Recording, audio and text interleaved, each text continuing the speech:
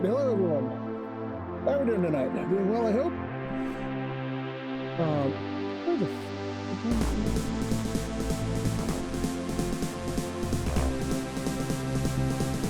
why is Restream not?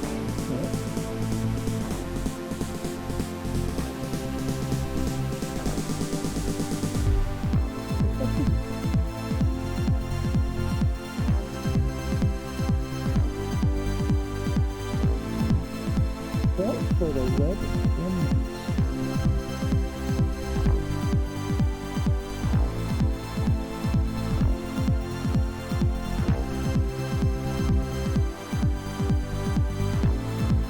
well, I've lost my chat window, guys. Give me just a second.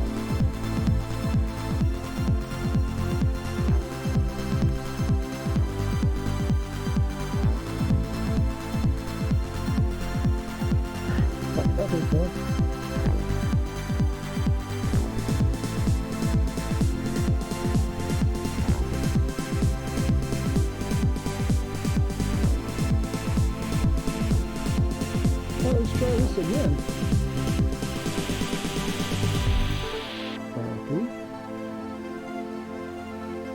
Control. Okay. Did it work? It worked. All right. Yes. Haha. Success. We are off to a rocky start, but it appears we are getting there eventually. All right. So let's go ahead and start the stream properly, shall we?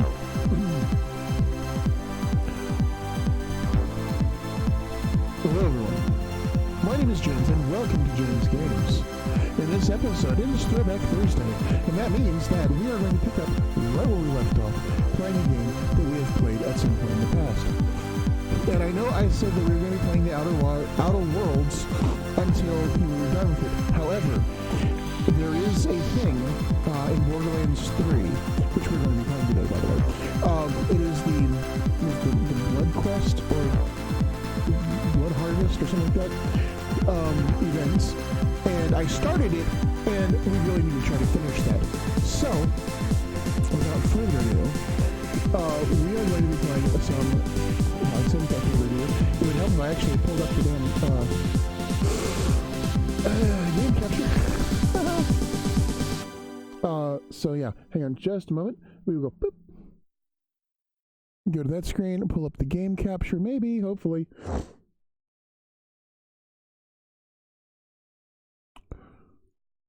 Okay. That's there. Okay, I have audio. So, okay. Now, without further ado, let's jump into some Borderlands 3. As I said, there's the Blood Harvest, whatever the hell event, is there. It's going on until like December. What the fuck? I swear to God. Are you fucking kidding me?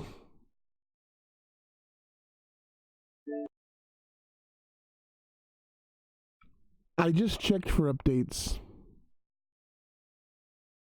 like 3 times before stream.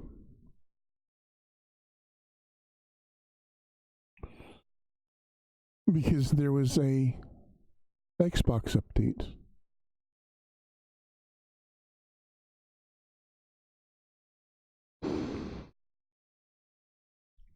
Oh my God. All right, then. I guess we're not... Hey, Mike, how's it going?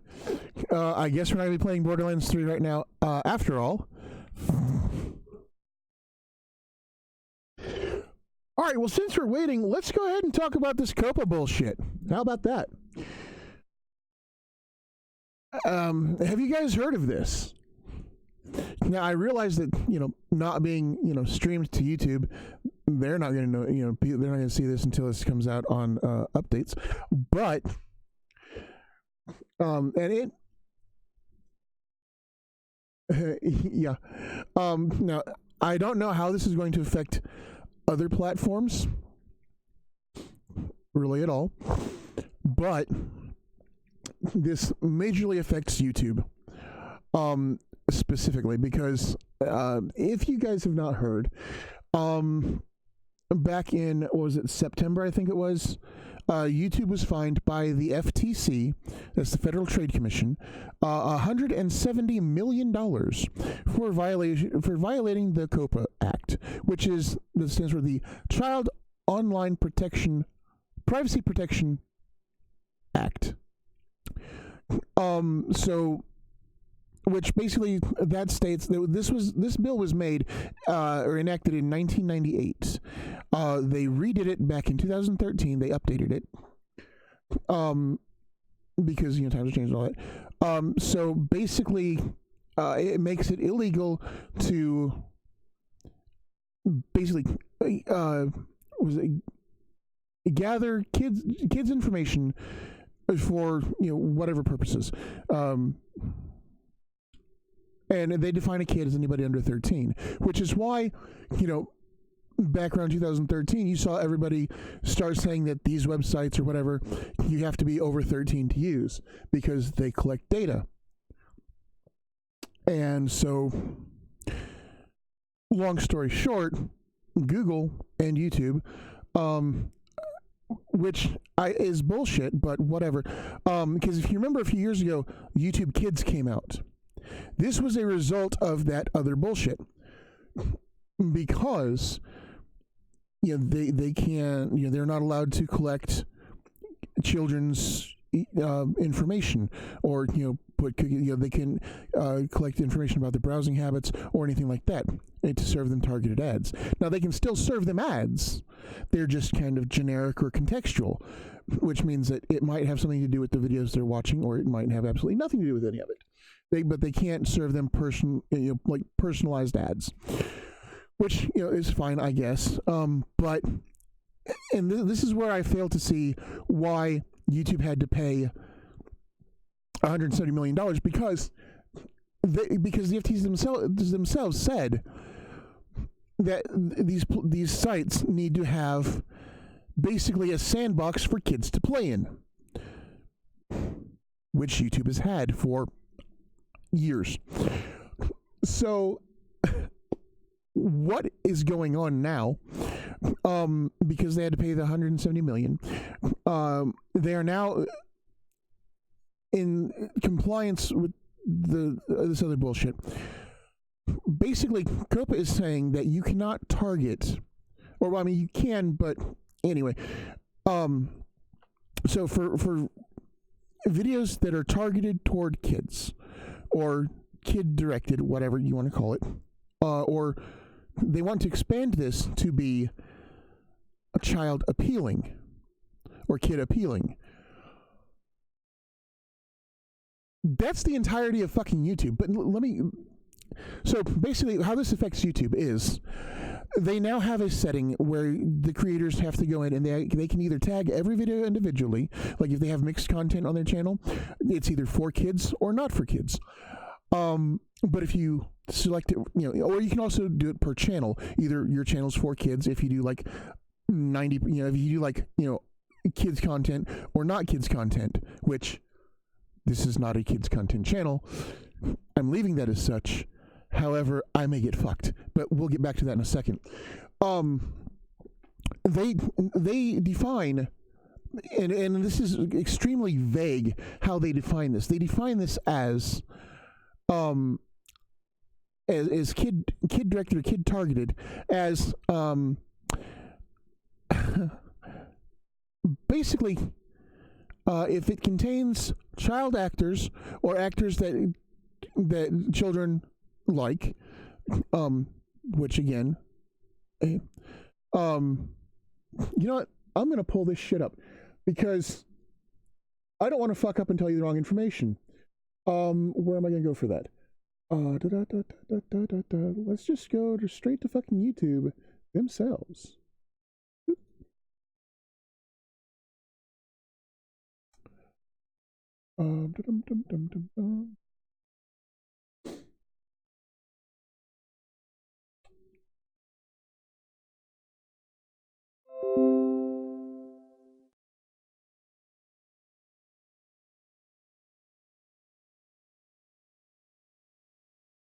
Okay, let's see, where is my screen thing?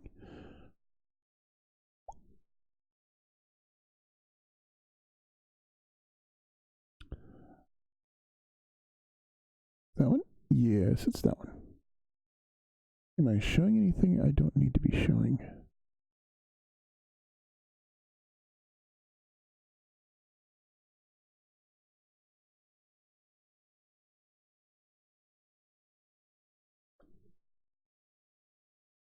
Let's see, hang on just a second. I have to make sure that I'm not going to be showing stuff I don't want to be showing. Shift or control, I think. Let's shrink this window down just a little bit more. That's the wrong one. I mean, I'll make it bigger, but let's shift. Yes. Yes. No. Okay.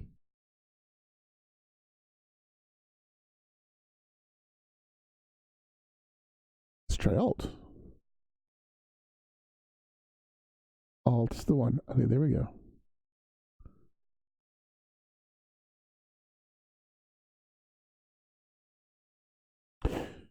Okay. Oh, fuck it. Good enough.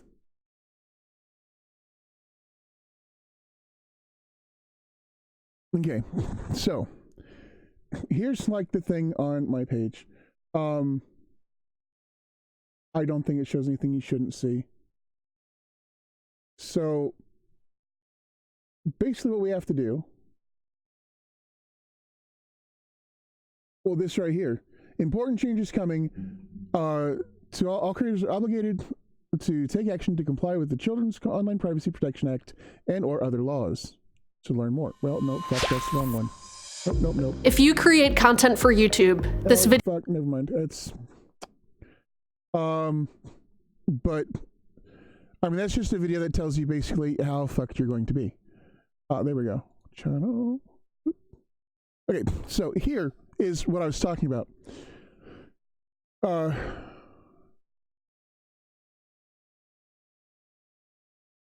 Yeah, well, see, that's the thing. They don't want you. Advertisers don't want a lot of cussing and shit because you have to be advertiser friendly. So which means it's got to be basically family friendly. But now, because of this, and we'll get to the particulars in a second. But see, because of this, see, you can set the channel's made for kids because you always upload content made for kids. Or no, this channel's not made for kids. I never upload content that's made for kids.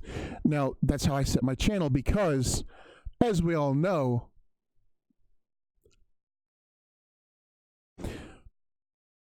this is like a teen-rated stream or channel because, I mean, why the fuck would I want to do shit for kids when, you know, I mean... I mean, you kids, if they're watching my channel, if the parents know they're watching the channel, that's consent right there. Anyway, I'm getting ahead of myself a little bit. So here's what's content made for kids. Okay, determine if your content is made for kids. So we'll go down to the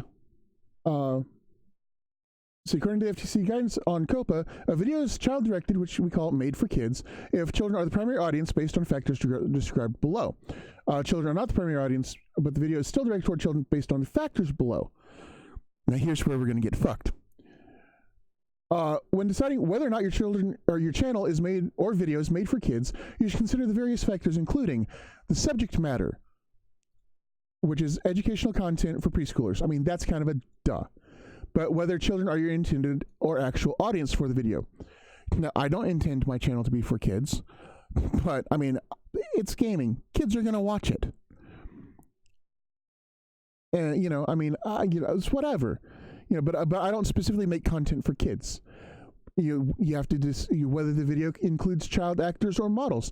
In other words, if your video has kids in it, it's directed towards kids, apparently, according to this bullshit.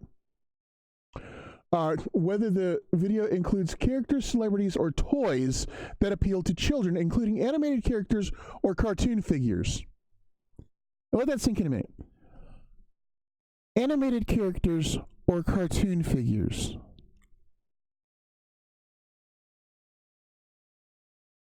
Or toys that appeal to children. What toy does not appeal to children? I mean, aside from sex toys, of course. I mean, even then, never mind, we won't get into that, but, I mean, kids find them all the time, and they play with them anyway, because, I mean, why the fuck? But, anyway, let's get off that subject real quick. But, you know, animated characters, cartoon figures. Hello. There are lots of animated shows, cartoons and stuff, that are definitely not for kids. You know, my biggest example would be hentai. That is definitely not for fucking kids. And the way the FTC has basically classified, let's come back to that in a minute, okay? Whether the language of the video is intended for children to understand. I mean, well, if they understand English, you know, I mean, you know, that's what the fuck it is. I mean, if they understand English, they're going to understand the video. It's not like I'm using small words or talking. I mean, there may be a point where I'm talking down to somebody, but it might be because they're a complete fucking idiot. You know, or, you know, if you're like role playing a character in a game, you know, you might be like, hey, well, you know, it's like, hey, buddy, you know, how you know, talking to another character in the game, you know, that kind of shit. But then they could determine, oh, hey, that's for kids. Whether the video includes activities that appeal to children, such as play acting, okay, simple songs or games or early education. I get the early education. That is definitely for kids. Simple songs. I mean, yes and no. I mean, I like Baby Shark. So, I mean, lots of adults like Baby Shark. The caramel dancing. Lots of people like that. And again, that's a cartoon or anime thing that's not really directed toward kids. I mean, if you really watch the video, it's not really. But, you know, whatever. You know, and then, you know, whether the song includes songs, stories, or poems for children. Okay, I give that too. But then it becomes any other information you may have to help determine your video's audience, like empirical evidence of the video's audience. Now, here's where the big old rubberoonie comes in on that one. YouTube analytics is not designed to determine to help determine if your content is child directed. You should use factors on by the FTC above to set your audience.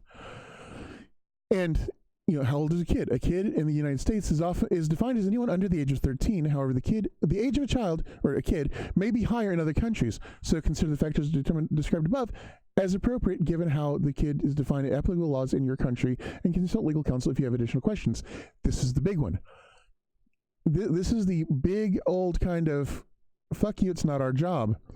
Consult legal counsel if you have additional, basically, get a fucking lawyer. And then there's this bullshit here. You know, let's go ahead and open this link here. Why not?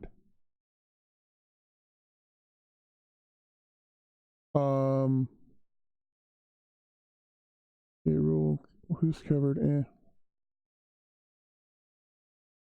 Now see the personal information. It includes first, last name, home, physical address, online contact information, a screen or username that functions as online contact information. Right, okay, fine. So basically, anyway, that's complete bullshit, but whatever. I mean, fuck it. I'm just, let's go on down to the, where is it? I saw earlier.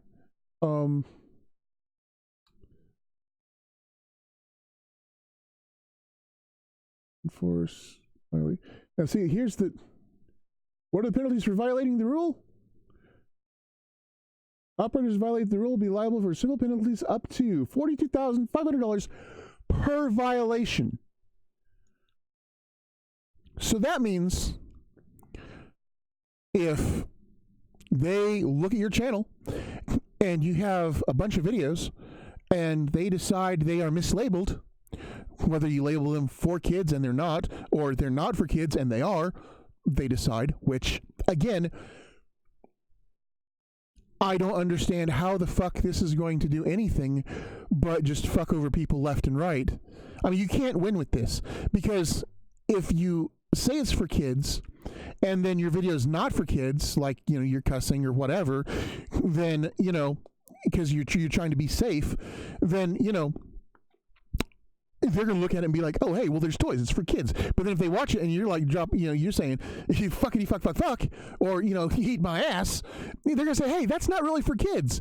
But you labeled it for kids. And then it's like, well, what do we do about that? Because, I mean, there might be games or toys or whatever, but it's not for kids. There's the rub. But if they decide it is for kids, or if it's mislabeled I will just say, if it's mislabeled either way, you can be fined $42,530 per violation. That means per video. So if you have 100 videos, if I've done the math correctly in my head, which I think I did. Wait, let me just go back and double check on the calculator, because oh shit, oh well. So that's $42,530 motherfucking dollars times, we'll just make it easy and say 100.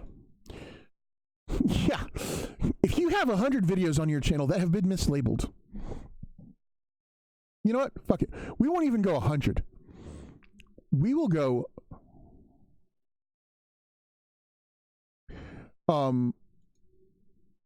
shit.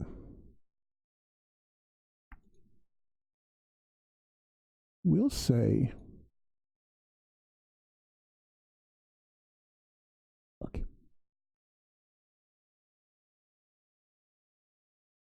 God damn it.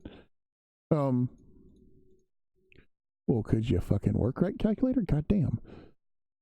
Let's pull a calculator over here where you guys can see it, maybe. Whoop. Okay. Just so you guys can see where I get this thing. So we'll do $42,530 motherfucking dollars.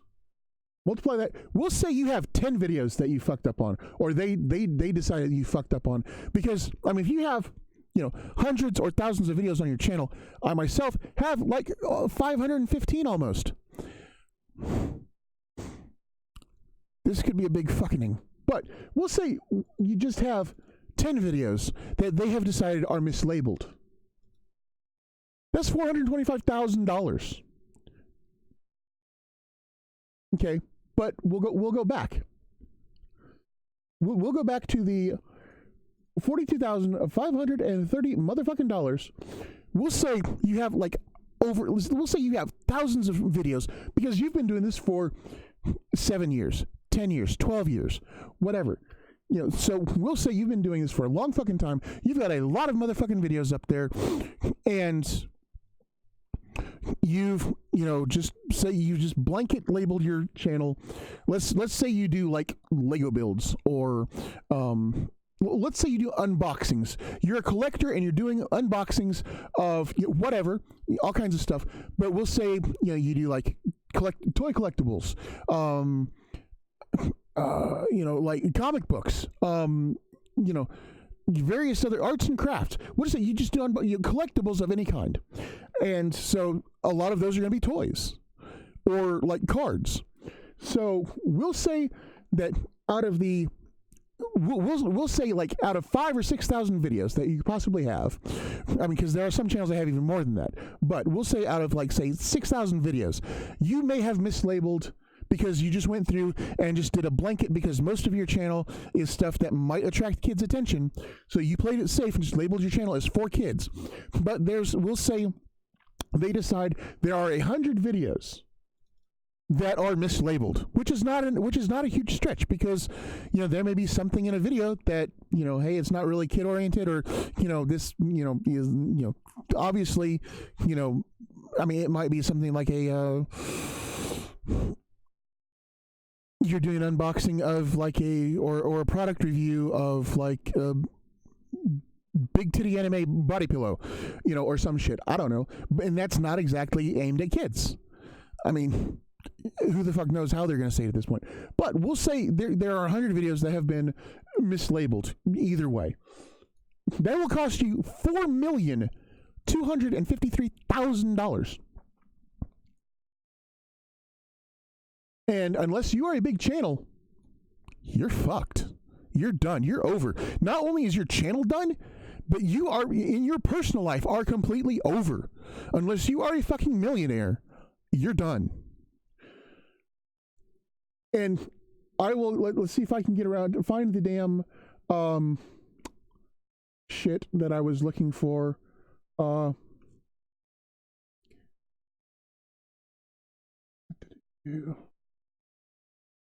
Because I saw this and now I can't fucking find it, but I mean, this is kind of I wasn't exactly planning on doing this, so.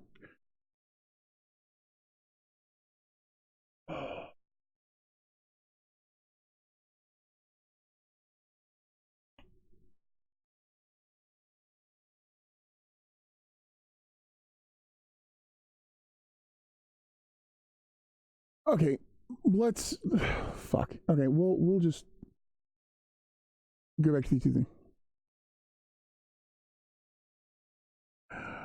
Oh yeah. Well, I mean, but the thing is, here's the problem. The COPPA is a federal law. And for whatever reason, the FTC is the one that's in charge of this shit.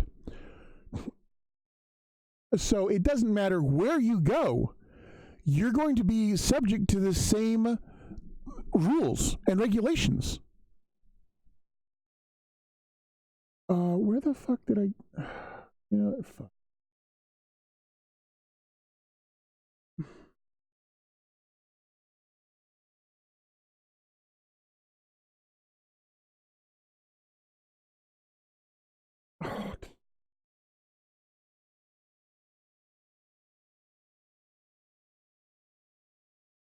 I was trying to find the original thing that oh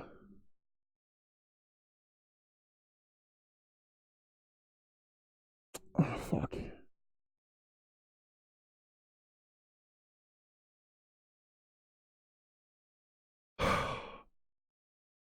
Well, anyway, there but that's the kind of bullshit that's going on. Oh god damn.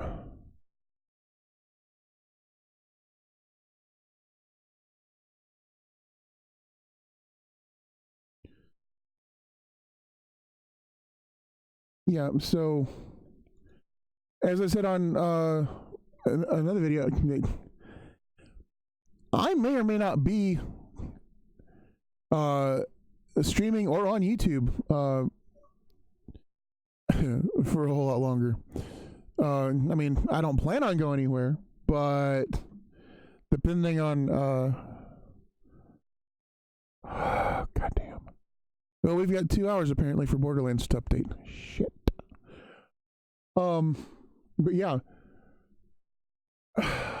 But that's the problem, because it's the FTC's responsible, or basically what they are doing is they are taking the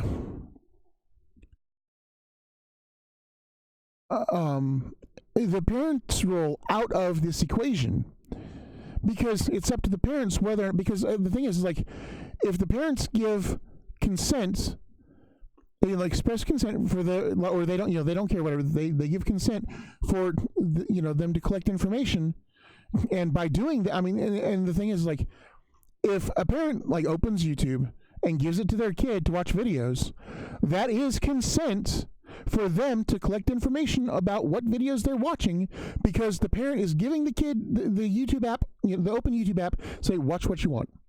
That means the parents are giving consent. So,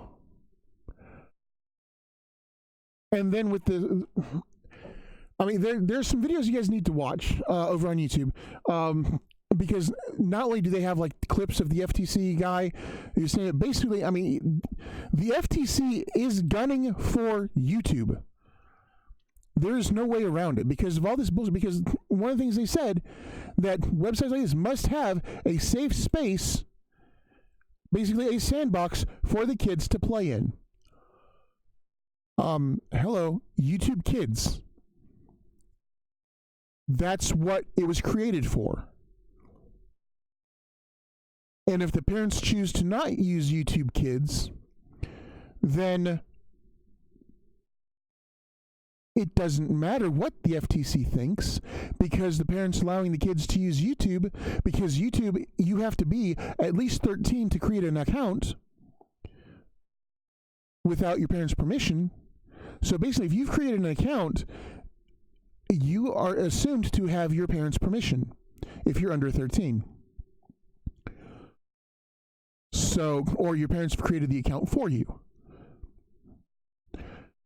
which means they give their consent.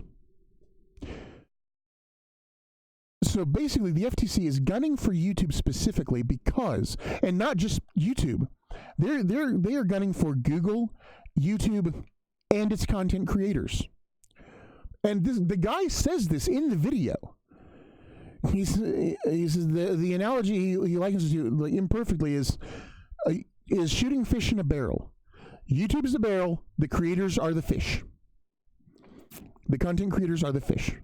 So they are gunning for YouTube and the creators. I don't know what bug has got up this guy's ass. But, and he's sitting there during this like press conference thing that they've had that I've seen parts of. He's sitting there smugly saying that, yeah, it's like the bullshit that they, like the fine that they levied against YouTube and Google, or the settlement rather, is like 30 times greater than all the other fines and stuff that they've done for the same violations combined. So all the other COPPA violations that they have gone after people for, the amount they got from YouTube is 30 times more than all of the others that they've already done combined, which is bullshit. And this guy is sitting there smugly saying, yeah, all this stuff, all these fines and everything that they're levying against YouTube and they're coming after the creators for, it is more than all this other shit. It's more than this, more than that, more than all of this other shit put together. Now, I mean, this may end up being, absolutely nothing happening, complete bullshit. However, this may be the end of YouTube, because one, I mean, and there are some creators that I completely 100% fear for, because they are not for kids. Kids watch them, but they're not for kids. And one of the biggest creators that I'm pretty sure has a bullseye on his back is Felix, or PewDiePie, because his content is not for kids. Yeah, he plays Minecraft. Kids watch Minecraft, but it's not for kids. And yes, he's stopped swearing a lot in his videos because of monetization. He's trying to be more advertiser friendly. That doesn't mean kid friendly. That's just advertiser friendly. It's still not for kids.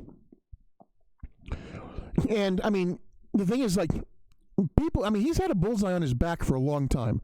People keep coming up with shit, it's like, oh, this, it's like, they accuse him of being a fucking Nazi and shit, with little to no proof. And, even if, the shit taken completely out of context. Stuff that really shouldn't matter does not, but no, he's, all this other stuff. People are gunning for him for some reason. And I'm afraid that the FTC is going to set their sights on PewDiePie and try to make an example of him. And not just PewDiePie. There's PewDiePie, Markiplier, Jacksepticeye, Dan TDM. I mean, I have not watched many of his videos. I think I've seen like one or two maybe. I don't know if he's trying to be family friendly or what, but I know there's a lot of kids. I mean, Dan TDM was on YouTube Kids. Whether he wanted to be or not, that's where he was. But like, there's all kinds of, well, see, now that's, according to Twitch, you must be 13 years of age or older before you can create an account. So that kind of protects them a little bit. But I mean, we know kids are going to watch anyway. And we know kids do watch anyway. But here's the thing I was getting back to. Okay, if you set your channel to 4 kids, here's things that happen. Yeah, I mean that's the thing. But see, here's the things that happen when you set your channel or videos to 4 kids. 1, they serve no more personalized ads, which means that you lose. Some people are saying 60%, but it has been estimated as much. At first, people were saying 90%. 90% of your AdSense revenue, because generic contextualized ads don't generate the same kind of revenue, same kind of click through and all that shit as like personalized ads or targeted ads. So you lose 60 to 90% of your, basically 60-90% of your income if you're kid friendly or for kids, made for kids.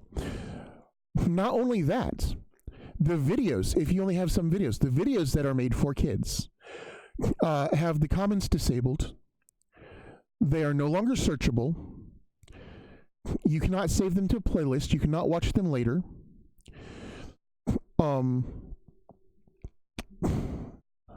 And not only the content are the comments disabled, but they're removed.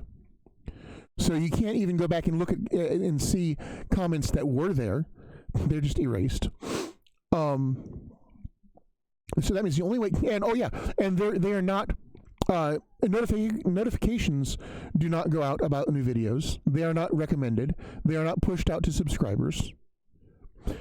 The only way to find these videos are going to, even if you're subscribed, the only way to find these videos are to go to the creator's page and view them from there. Now that's only the videos that are for kids. If you designate your whole channel as for kids, all of the same applies, the revenue and all that other stuff. But not only that, you lose your community tab. You lose comments, your discussions, your community. You lose all that. You lose, basically, you become pretty much invisible. People, you're not searchable.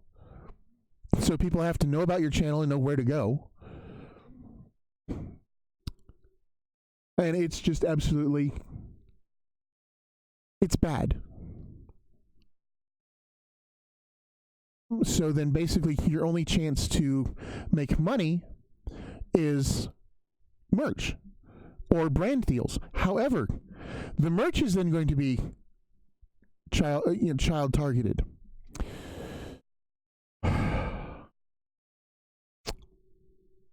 Oh yeah, that's the other thing. It's like,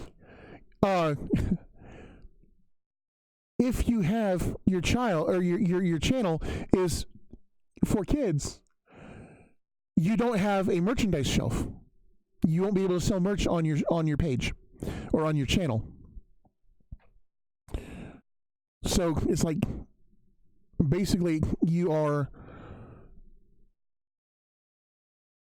it's like you're being punished for being made for kids.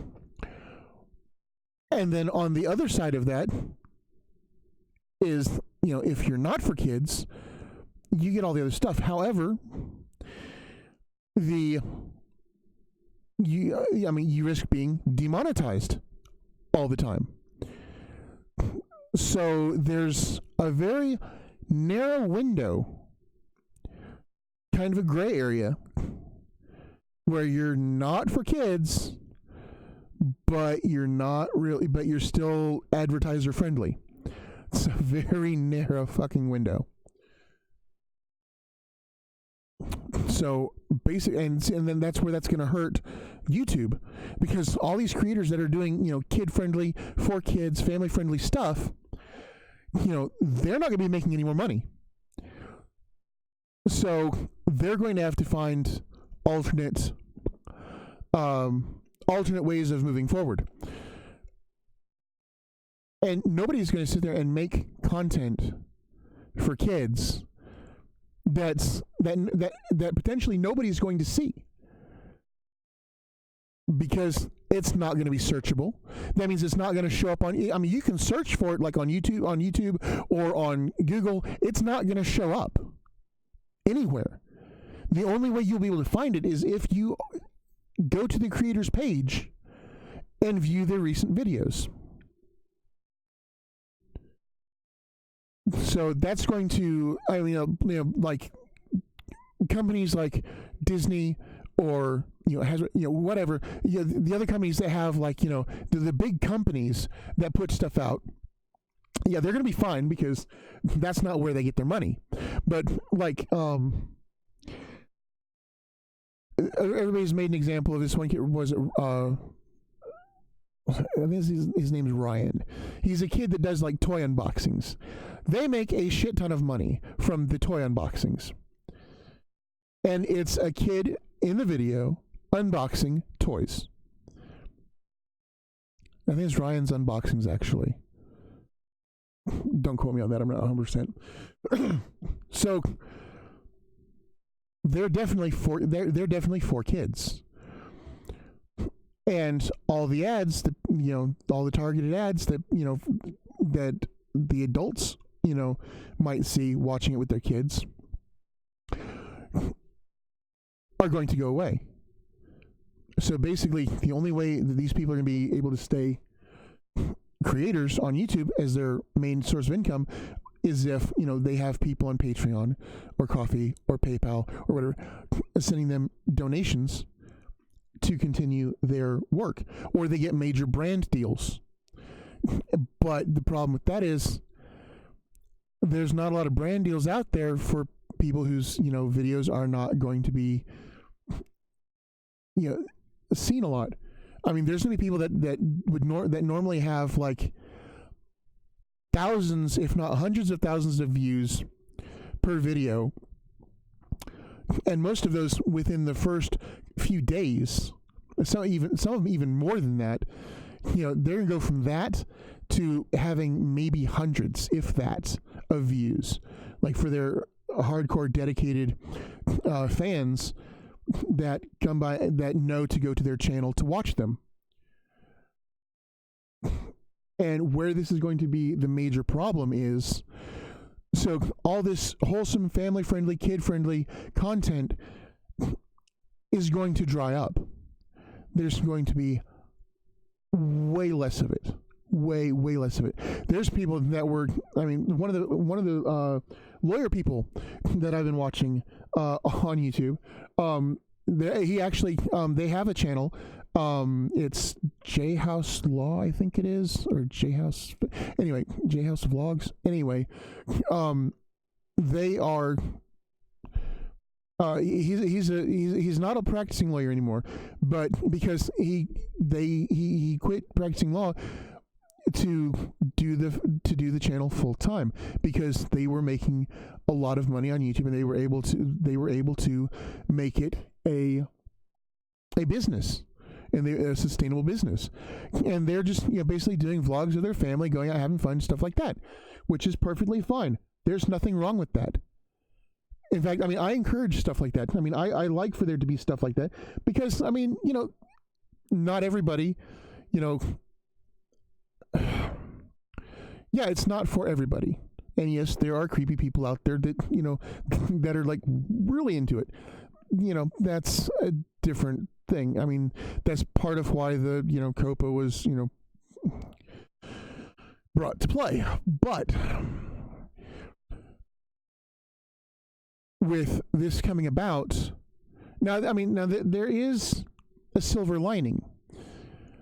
As of the recording date of this video and stream, you can go to the FTC site because they are, and leave a comment, because they want, and they are seeking public opinions. They want open comments. They have open comments so that people can tell them, don't go and give them a hate comments or shit like that, but go and leave comments telling them how this is a mistake, how this is affecting not just the creators and how bad it's affecting them, but the other people on YouTube as well. Because as I was saying, the kid-friendly or kid-directed, kid-friendly, family-friendly content is going to dry up, and it's going to be replaced with much more mature content that may or may not be exactly advertiser-friendly, but it may be more advertiser-friendly than something else, but it's still not something that kids are. It's not gonna be appropriate for children or kids. So that's and so children will be exposed, because kids are not going to stop watching YouTube. Period. That's just the way it is. They're not going to stop. So what is going to happen is they're going to be exposed to this much more inappropriate content, and then where do you go from there? And another thing I was going to point out is how these people know that all these kids are watching YouTube that are under 13. I would like to know that myself, because the YouTube analytics and stuff, it only shows you from age 13 up. It doesn't show you anything under 13. Now, Google, YouTube, they may have that information. But considering YouTube is, the minimum age to be on YouTube without parental consent is 13, then I would assume that the parents know that the kids are on it, and they've given them permission, because either they're using their parents' account to watch videos, or their parents have created an account for them. For the most part, there are those kids that lied about their age and created one anyway. Mine are no exception. But when I found out about it, I didn't care. It was fine. I would have created them an account anyway. For two reasons. One, I don't want the analytics for my channel to be all fucked, because they're watching shit like derpy Barbie shit or whatever. Stuff that I'm not interested in whatsoever. Doc McStuffins or God forbid Teletubbies or fucking Barney. God forbid they're watching that stuff. And then that shit starts popping up in my recommended. I'm like, no. No. So it's less of a pain in the ass or annoyance for me just to create their own account and say, watch, because YouTube doesn't get that bad. The worst thing on YouTube is, cussing. It's not like they're going to run across hardcore porn on YouTube. There may be those that have tried, but and even then, they have the internet. They're going to find stuff, especially if they're in school, and any of the kids that they have classes with have older siblings. They're gonna see stuff. You can't stop it. Because I will say, when I was little, there wasn't even the internet, and I got my hands on shit that I was definitely not supposed to have due to friends' older siblings. and friends being much more sneaky and, you know, shit that, you know, I mean, hell, think of Home Alone, okay?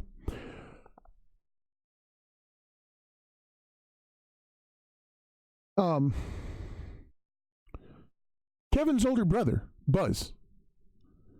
We even see Kevin going through the house and getting into Buzz's shit. And he finds Buzz's magazines. Now, where did Buzz get them from? Who the fuck knows? Probably some of his older friends or his friends' older siblings.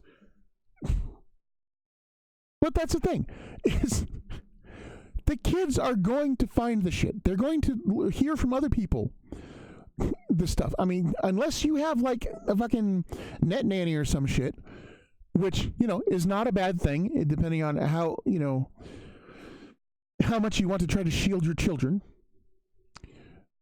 or how sensitive you are to stuff. It's like when I was raising my kids, we didn't hide shit from them. It's like, if they asked a question, and this was really fun with the younger ones, after the older ones, when they asked a question, we're like, "Are you sure you want to know?" And they're like, yes, we want to know. Because, I mean, they would usually bug the shit out of us about it, and then we'd be like, "Do you really want to know?" It's like, It's like, are you sure you really want to know? Because if I tell you, it's like, I'm holding nothing back. You are getting the 100% full force, you know, straight up answer. No bullshit, no censoring, no beating around the bush. You're going to get it straight, you know, fucking straight. And then if they still said, yeah, we want to know. Oh, okay, here you go. And then about, you know, as soon as we started, they were like, we didn't want to know, we didn't want to know, we didn't want to know. You plug in their ears like, no, we didn't. I'm like, no, you asked for it. You said you wanted to know. Here you go. So then it's like, when the younger kids, they were getting older, they asked the same questions. The older ones were like, no, you don't want to know. Shut up. You don't want to know. No, you don't. And it was like, yeah, I want to know. Like, oh, here you go. And then, you know, we told them, and then they're like, you're right, I didn't want to know. So, you know, it's, I mean, because we were always, you know, upfront with our children. And it's like, we didn't pull any punches. We didn't bullshit it. We didn't, you know, candy coat things. So if they wanted to know, they got the answer. 100% solid, truthful answer. Because it's like, you know, some people can't handle it. Some kids can't handle it. That's perfectly fine. But you know your kids. And, you know, it doesn't do anybody any good to candy coat shit, or, I mean, unless they just can't handle it. You know, then it's just like, well, you know, you can't handle the answer. Just ask when you're older. But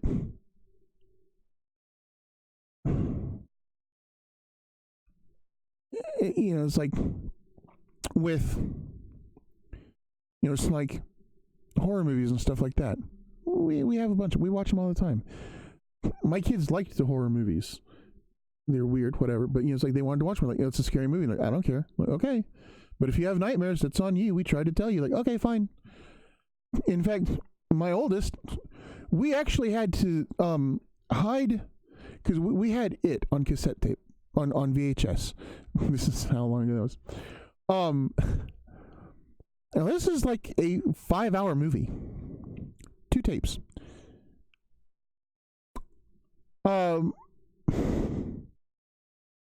It got to where they wanted to watch it every day.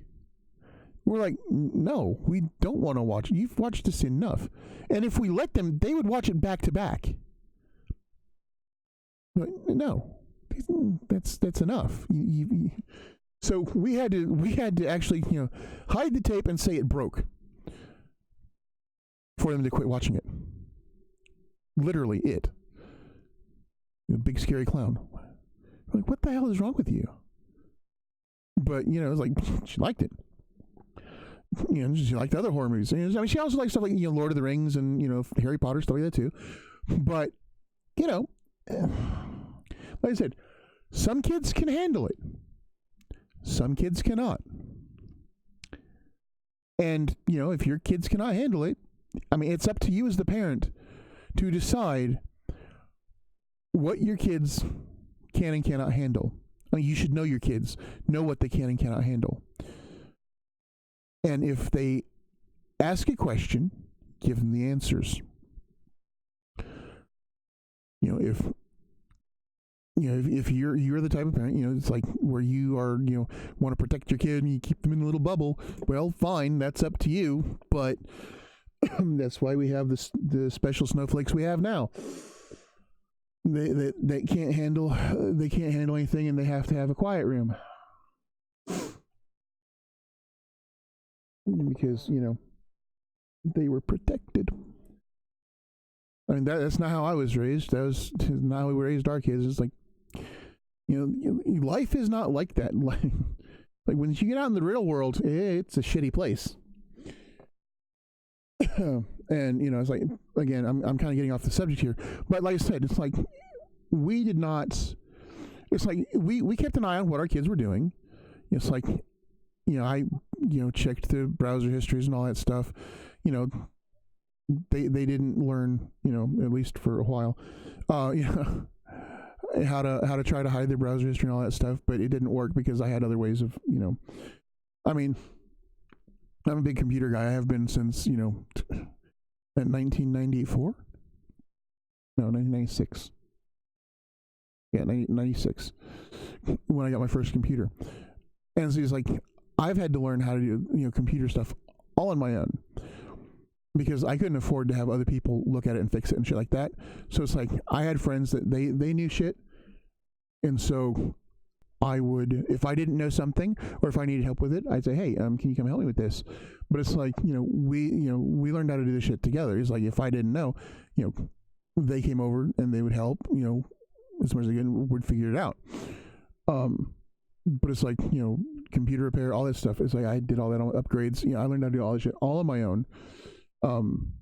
Self-taught, I had help from some friends, but like I said, I couldn't afford to take it to Best Buy and have them fix it or whatever. It's like I had to do all this shit on my own. And yes, at the time, Best Buy did actually, take computers in and fix them. This is before Geek Squad, by the way. But yeah, this is like, so it's like all this software and stuff that,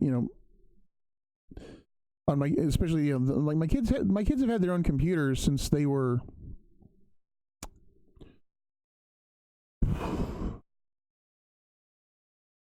about 3. So basically, I gave my kids their own computer when they were 3. So, I had stuff set up on it, for, preschool stuff. Well, I should say, they've had their own computers since my oldest was 3. Which means that the younger ones had it since they could, fucking toddle over to it and, bang on the keys. But, it's like the stuff I had on there was like, the Reader Rabbit kind of stuff, learning stuff, all kinds of stuff like that. And that was not connected to the internet. But once they got old enough, and needed to, look up stuff on the internet or watch, videos or whatever on the internet, then it's like, I had, I don't want to call them snoop. I didn't use like Net Nanny or any of that stuff. I never have. I don't believe in it. But I did see what they were up to. So I knew what they were up to. And if, that way I could be like, hey, well, I noticed you're doing this kind of thing. What's up? And, they're like, they can't say, oh, no, I wasn't. I'm like, oh, yeah, you were, And then, they get, it's like, well, somebody was saying this or that. Somebody, oh, well, they're completely full of shit or whatever. It's, that way I have, the opportunity to set them straight before they learn anything stupid from, from other kids. I want to make sure they have the correct information and not, stupid information from other people. Because, that's just, and going into school, of course, being that way, my kids did know a lot more than a lot of other kids because, you know, and I'm not saying that I bought them a brand new computer. No, they had, I mean, their first computer was a computer from like 1999 or 1998 or something like that. I mean, it was, you know, okay, no, I lied. It was from earlier than that. It was like 1990, probably 1995. Because their first computer was a Hewlett Packard, or, you know, Packard Bell.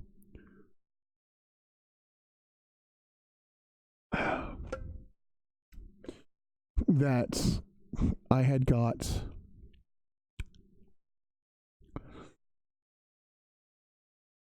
I got it from Goodwill, I believe. No, I lied. That wasn't it.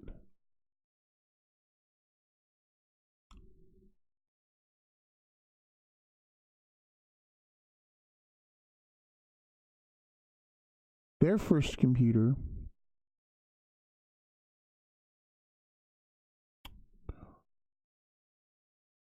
was a compact that I had bought in 1999 or 1998. Anyway, it was either 1998 or 1999. So it was a compact. It ran, you know, it ran like a whopping, you know, 500 megahertz or something like that. Yeah, it may have been like, oh no, it might have been 750 actually. You know, a blistering 750 megahertz. Yeah, I had all that stuff. So, but I mean, you know, it was my old computer. I bought a new one. I gave that one to them.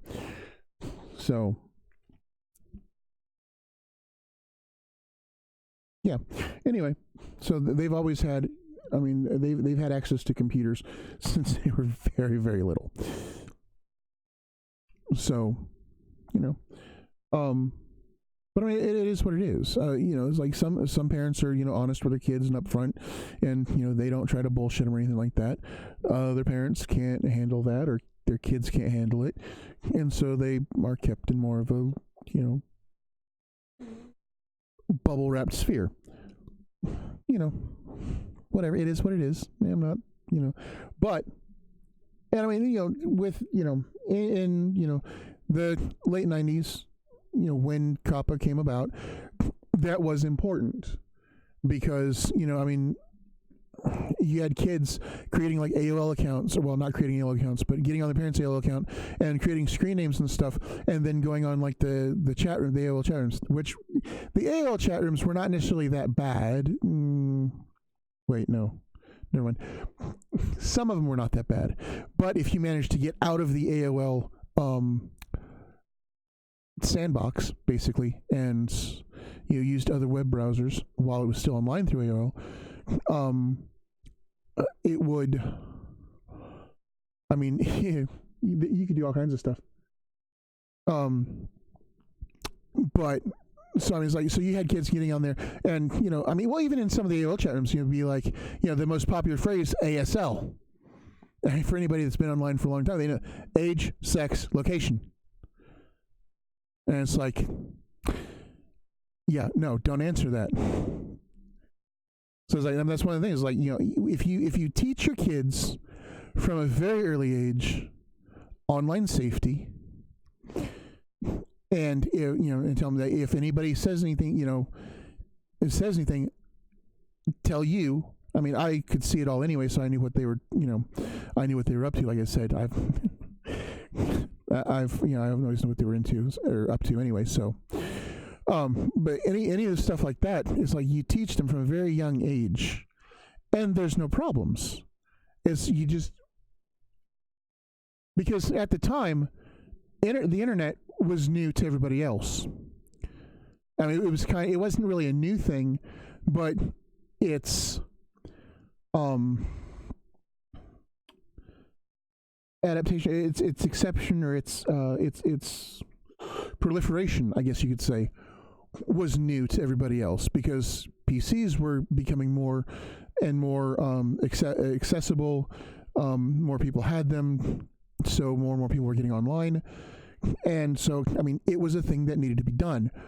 And also because, it's like, a lot of companies, like, they would, like when you had your screen name set up, you had to fill out name, birthday, address, phone number, sometimes social security number. It's like there was a lot of that going on, and that's when they said, hey, especially because there were people that were going out that had nefarious intentions, that were going out and trying to make contact with kids, trying to lure them to do things that they shouldn't be doing, and so that's when that needed to be there. It still needs to be there.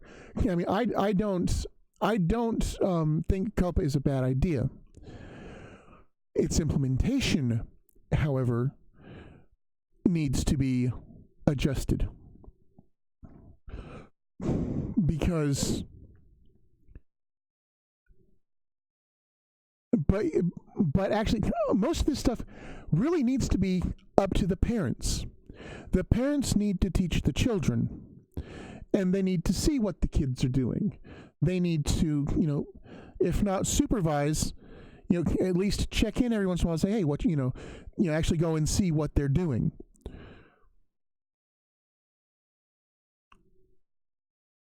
And, it's one of those things that's, I guess I should could kind of move this over so people can see what's, oops, shit, wrong one. Oh, damn it, I can unlock it. Oop.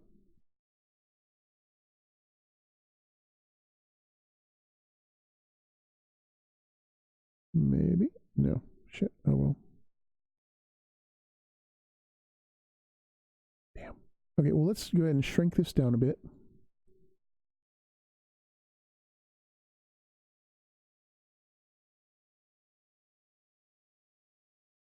And then we'll move it over here. That way you guys can see the countdown behind. But yeah, so I mean, we're talking about this you're kind of killing time waiting for the update. But also because this is important stuff that needs to be talked about. Anyway, which we've kind of way gotten off the point. But no, we have actually circled back around now. But no, COPPA is an important thing. Sort of. I mean, the protection of children online is very important. But there needs to be more parental involvement. There needs to be more, if the parents can't or don't know enough to teach the kids, then there should be classes in school. It should be taught in school. Honestly, I mean, it honestly should be taught start teaching it in preschool. Because, I mean, computers are not going anywhere. Online is not going anywhere.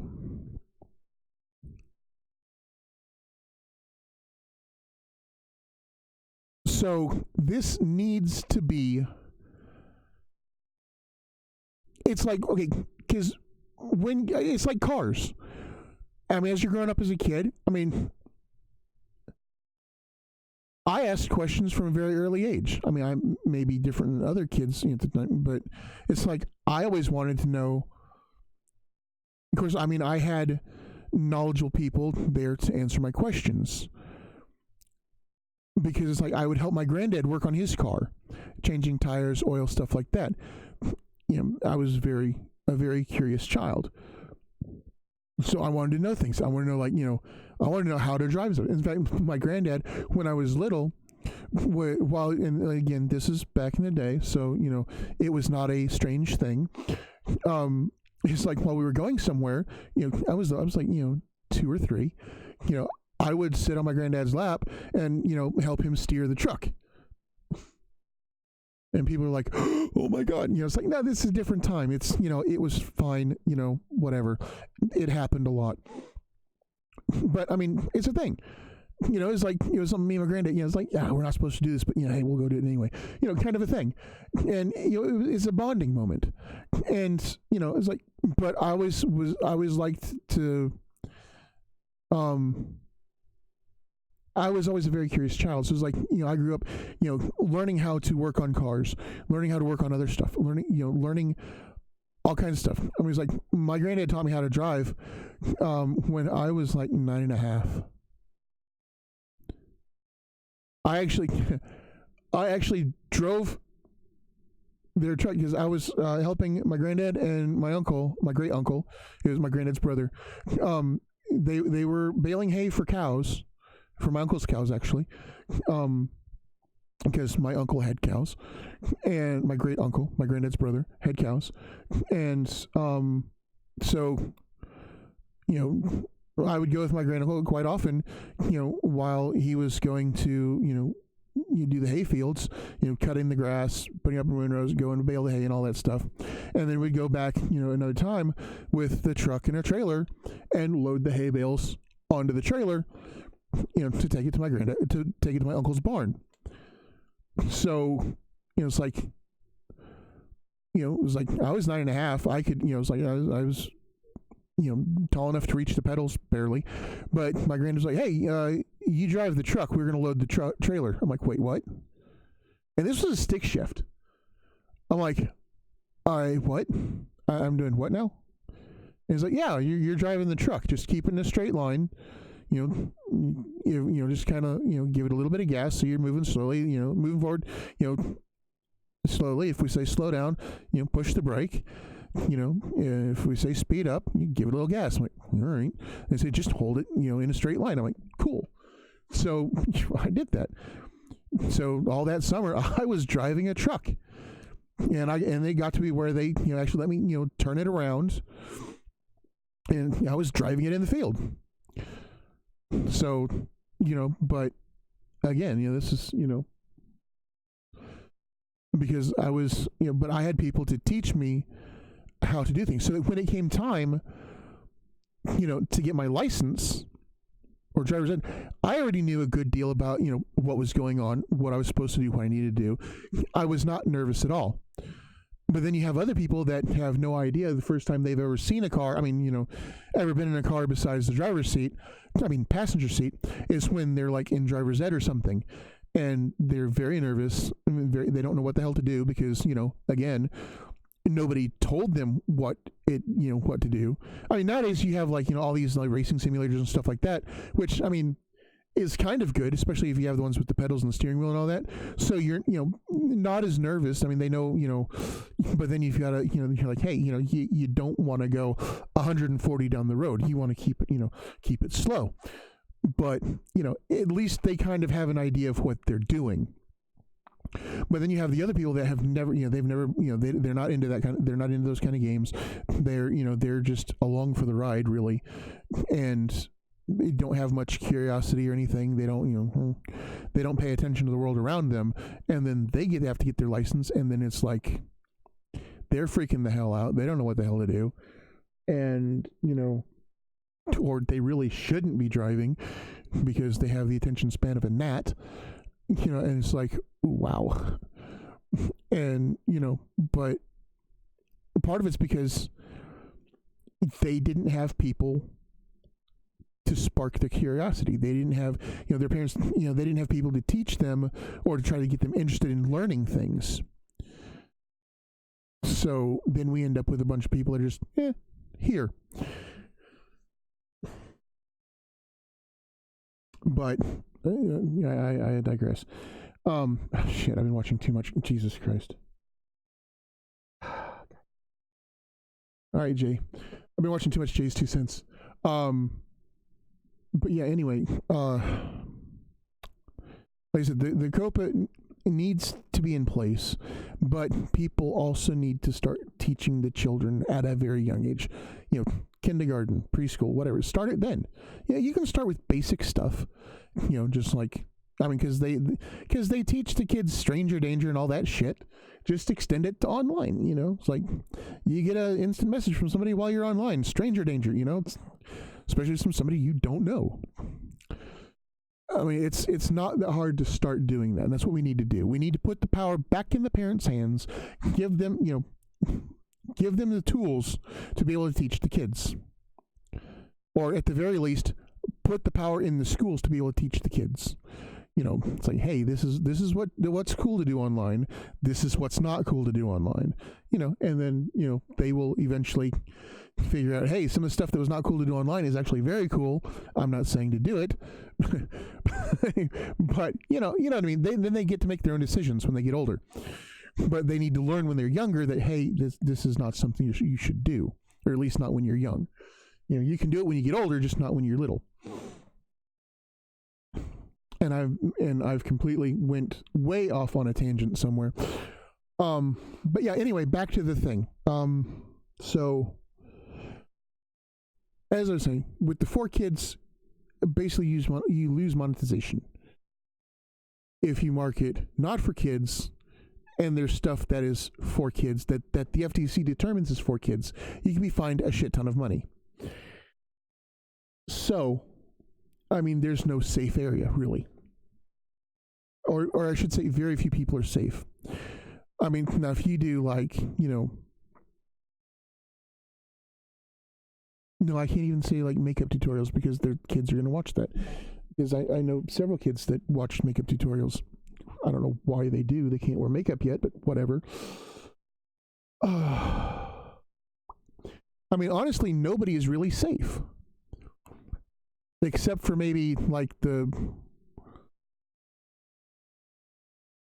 grumpy old asshole rant, I mean, I don't know, I mean, that kind of types. I mean, just sitting there, a grumpy old fart, just, of course, then if he looks too much like Santa Claus, oh, hey, kids are interested. Oh, yeah. But anyway, it's just a bad time. It's going to be a bad time. Or it could be, or it could not be a bad time. We don't know, because everything is so fucking vague that everybody is impacted or could be impacted. Because basically, it's ultimately up to the FTC and their machines and people as to whether your content is kid-directed or not. Even if you don't think it is, and they decide it is, oops, it's mislabeled, you get a fine. They're going to be like the Oprah of fines. You get a fine, and you get a fine, and you get a fine. You get a shit ton of fines, So, I don't know, honestly, where this is going to go. And as I said before, Mixer, Twitch, any of those, they are also going to have the same kind of problems come up eventually. Because, again, they're kind of protected. I guess the only way to really protect it on YouTube would be to set an age restriction on your channel. But even then, if the people lie about their age, they're going to lie about that. So that's only minimal protection.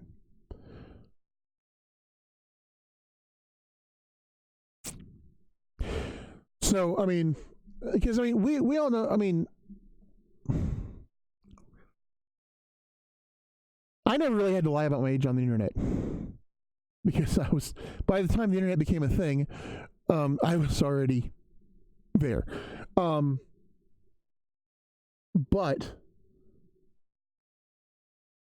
some of my friends, they were younger than I was. They had to lie about their age about some stuff for some sites. Well, that just sounds bad, but well, I'm not going to lie. They were on those sites because they lied about their age. But I mean, we know the kids are going to lie about their age.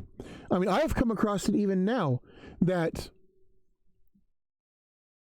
like on dating sites and stuff, I have seen, I have been showed and I have seen, there are people that their profile age says one thing, but they can't change it. And then in their description it says, yeah, I'm, it's like their profile age will say, 24. And it's like, no, I'm 18, not 24. So that means that they created the account 6 years earlier. I'm like, what the hell? Because again, with so it's like you have to be at least 18. Okay, well, 24 was a little excessive. I think the I think I saw they were 22 or 23 on the thing. It's like, no, I'm 18, not 23 or 24. But that's still, so they were 14 when they created it, because it was 4 years. Yeah, let that sink in. That's the kind of shit we need to be watching out for. Is these 13 and 14-year-olds on these fucking dating sites and shit, creating fake, or creating accounts by lying about their age. That's the kind of shit we need to look out for. That's exactly the kind of thing that COPPA is supposed to protect against. But again, it's like, if if they don't get, verifiable proof of your age.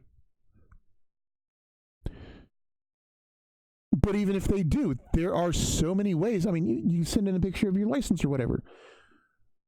But,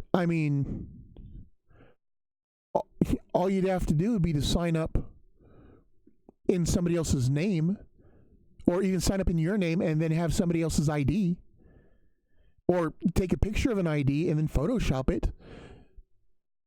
There's a lot of ways around.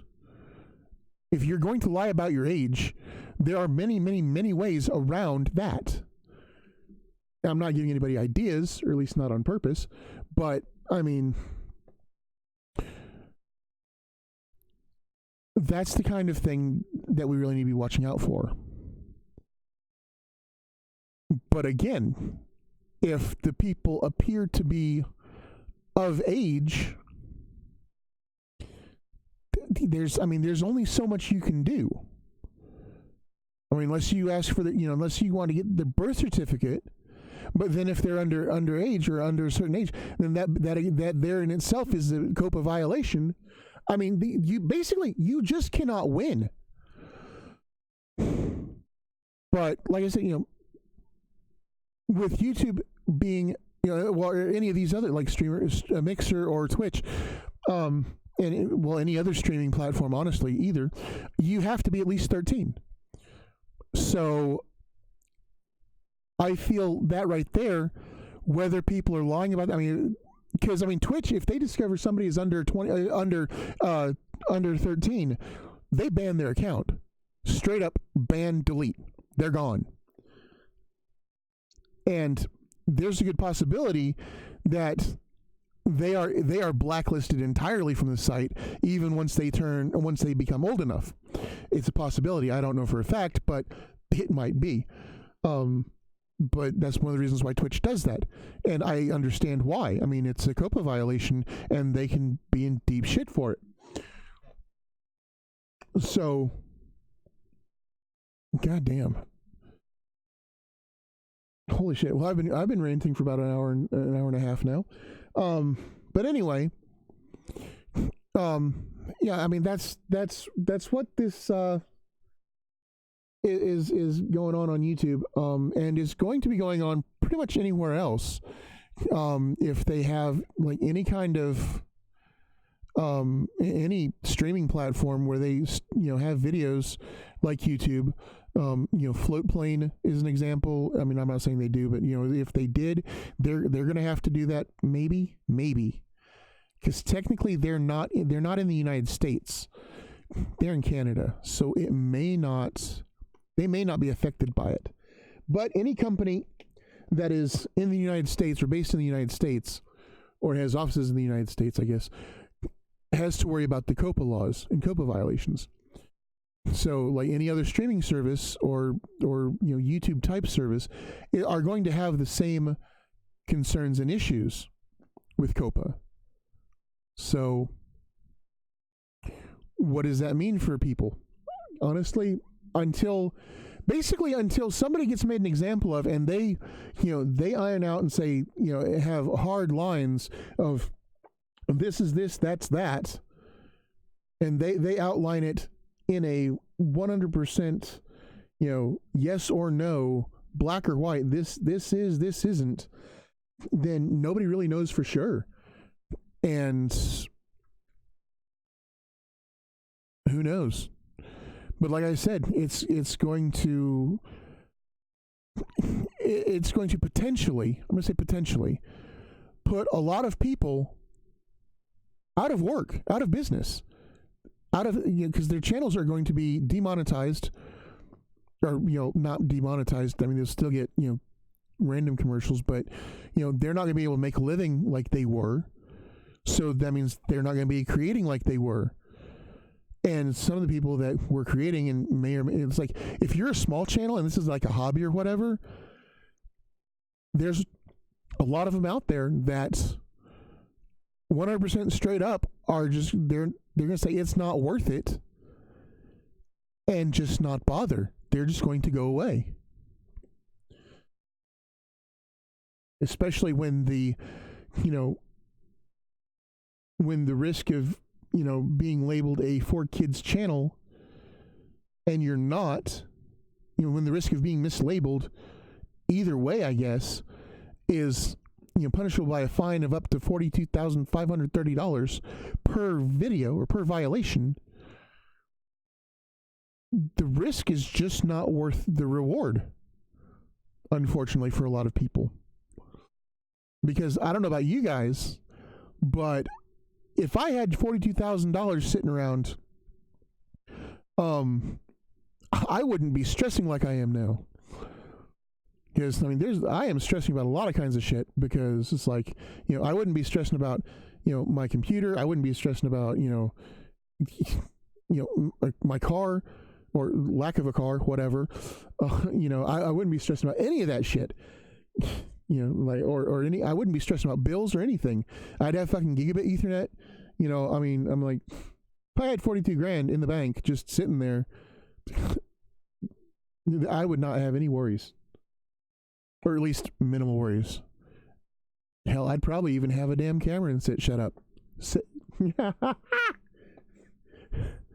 Camera and shit set up. Wow, that was a good one. Okay, anyway, let's go ahead and close this out because we don't need to see it anymore. Oh, wait, let's reposition, though.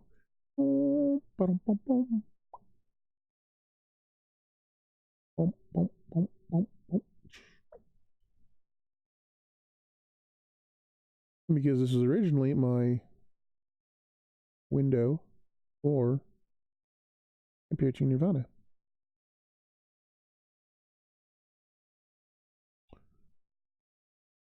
Go ahead and close this before I do anything with my other window. Oop.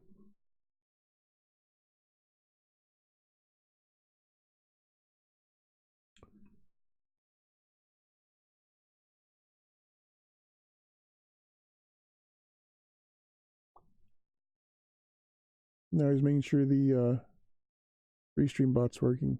Yeah, that's one of the reasons I was late today is the I started to stream, and for those of you that follow me on Twitter know that I sent out we're starting now, and then nope, and then it was let's try this again, because let me put some music on because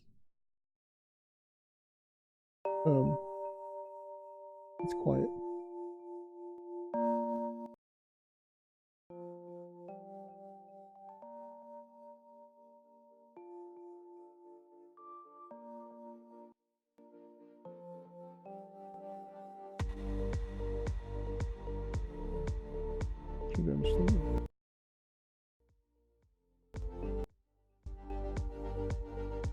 There we go. Okay, so this is Shattered by Approaching Nirvana, by the way. What was I saying? Fuck.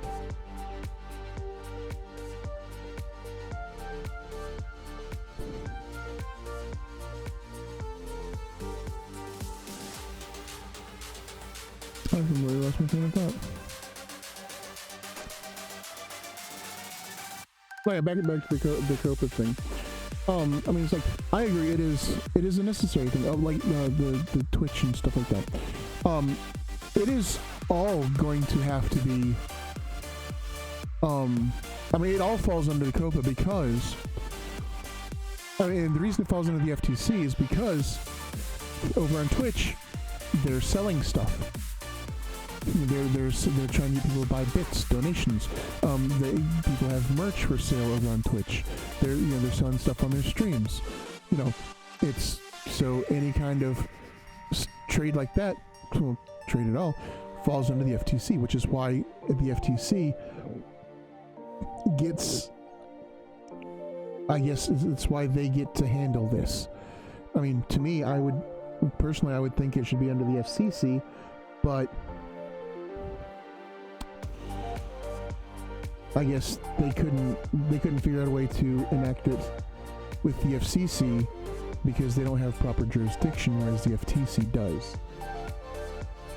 I don't know, I'm just kind of guessing there. But yeah, this whole thing is like, it's something that needs to be done. I mean, protect the kids. But ultimately, it's the parents' responsibility and duty to teach the children what to do and what not to do. Now, I will say, there are some people out there that are not capable of it. They don't understand it. That's fine. Nothing wrong with that. Although they should learn. But again, some people, they either can't or won't. Again, nothing bad against them, but just, it is what it is. But basically what COPPA has done with this is they have taken the parents out of the equation. Because that was the other thing. It's like they're trying to say that on YouTube, if you watch like kid directed videos for kids, basically, then they're going to treat your channel or your account as a child's account. So you're not. So any of the videos that you watch on your account, if they're for kids, basically your views are not going to count at all. It's like you're going to be counted as a child. So you're going to get generic ads. You're going to get, you're not going to be able to comment. And then if they decide to just, if you watch enough kids content, they'll decide, hey, it's a kid is using this account, and then they'll just flag it as a kid. And so, who the hell knows where that's gonna go? And there's just a whole bunch of stuff that's potentially could be very bad. Very, very bad. And again, this is why there's some reasons that I'm very worried for some creators, because basically the stuff that they have said that are for kids or kid oriented or kid targeted, basically that's all of YouTube, because they've got things that are like fantasy, role playing, which that kind of shit, music, sports, arts and crafts, so yeah, I mean, like, they just say arts and crafts. I mean, I know several channels that definitely are not for kids. But because it's an art channel, then it's going to get flagged for kids. I'm like, Draw with Jazza, or it's just now Jazza. He's family friendly, not necessarily for kids, but kids can watch it too. In fact, kids might be interested in learning how to draw and stuff. In fact, I really like Jazza, but maybe, but he does have some that's kind of maybe not for kids, but nothing super major, but there are things that really aren't kid oriented. But then there's others that that do body painting and stuff. That's definitely not for kids. I mean, there's nothing. Well, again, there's nothing wrong with body painting at all. But because in this country we are so uptight about nudity and the human form, and if it's nudity, it's sexual, which is not the case. I mean, people should be able to appreciate the human body clothed or nude, either way, is an art form, in its, in all its glory. There's nothing wrong with it. Be able to appreciate it. Because, it's an amazing, how to describe this? There's...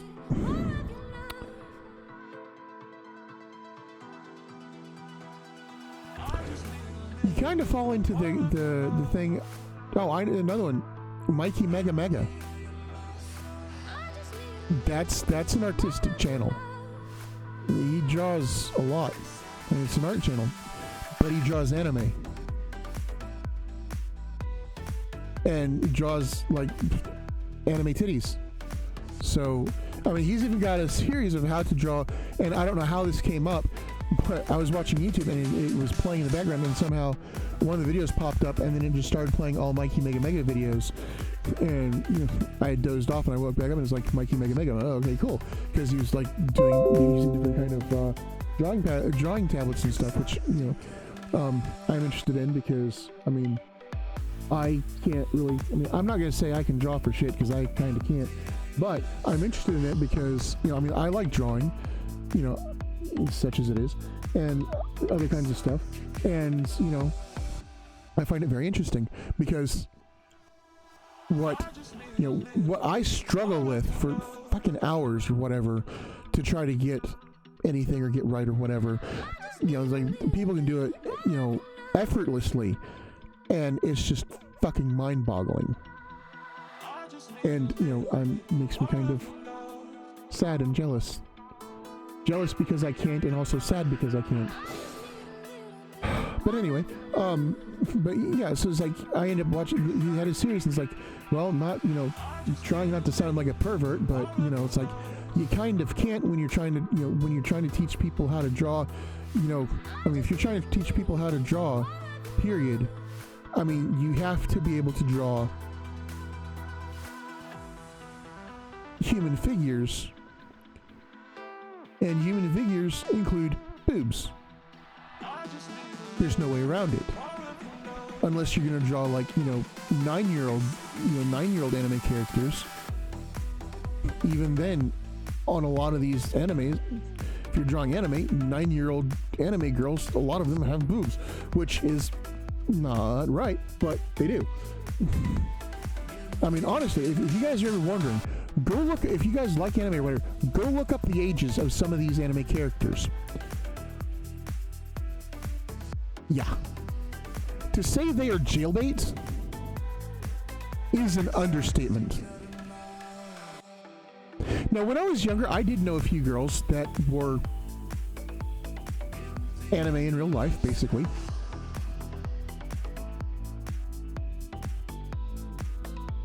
And,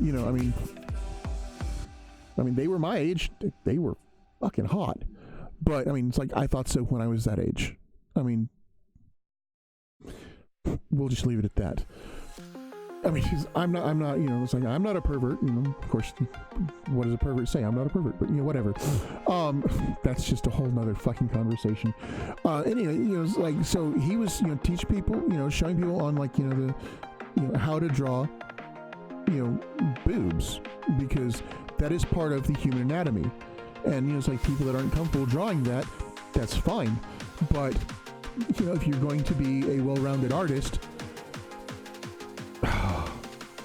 damn, I would like to say pun intended, but no. You kind of have to learn how to draw proper, real, well-rounded boobs. There's no way around it. You have to.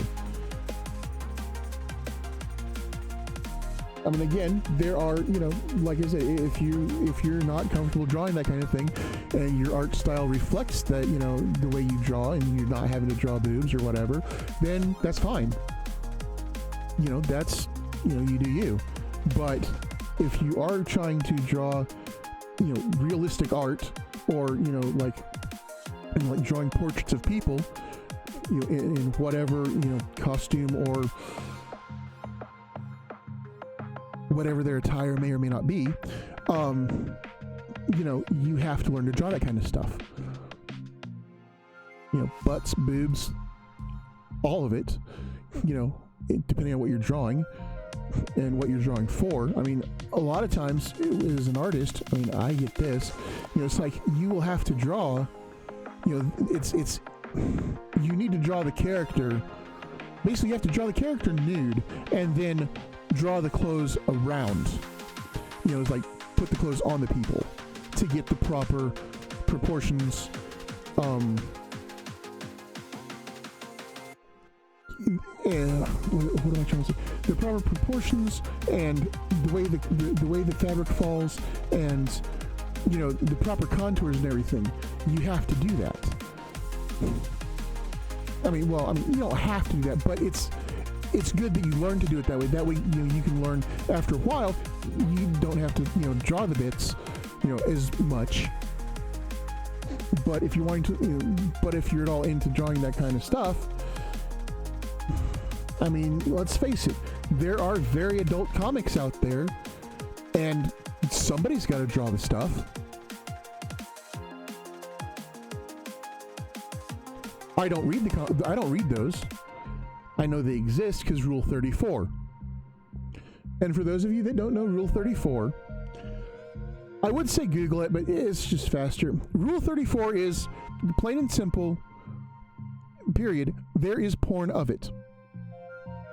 What that means is anything you can think of, anything at all you can come up with and think of, there is porn of it.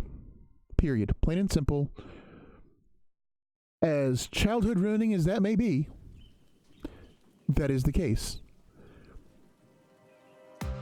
That may not be easily found, but somewhere somebody has made a porn of it. So that's all I'll say about Rule 34.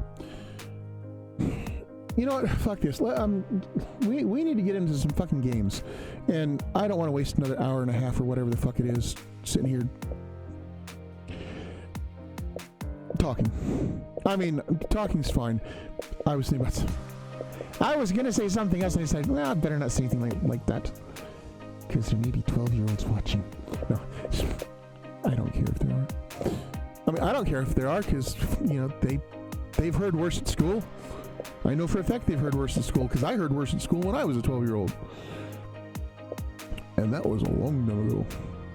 What are we going to play then? Let me phrase that. What are we going to try to play? I don't want to play anything involved because I want to go back to playing. I want to play some Borderlands 3 when it's done. We might have to do Borderlands 3 to tomorrow. We could play some Fallout 76, I guess.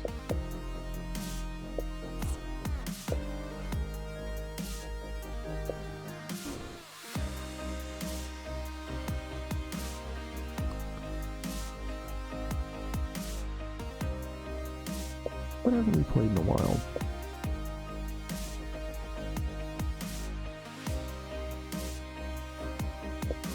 Yeah, there's Fork Knife. PUBG.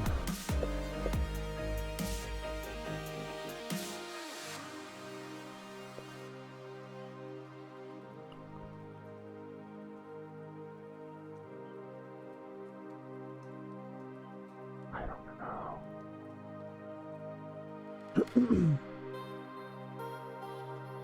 Oh. Another thing, this is not COPPA related at all, so don't worry about that. I'm not going off another tangent.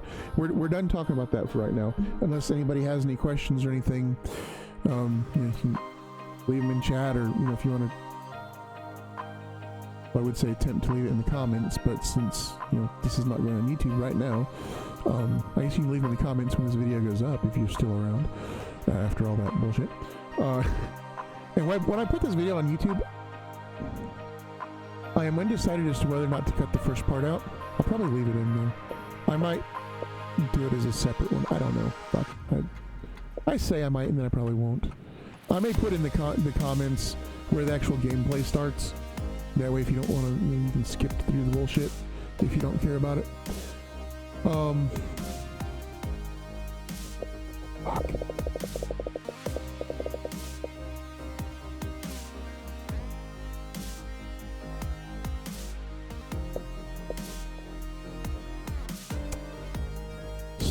games to play.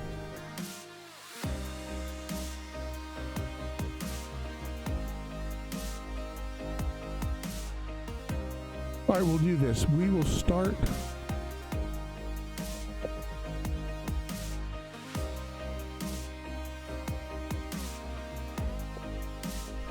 We'll start with PUBG.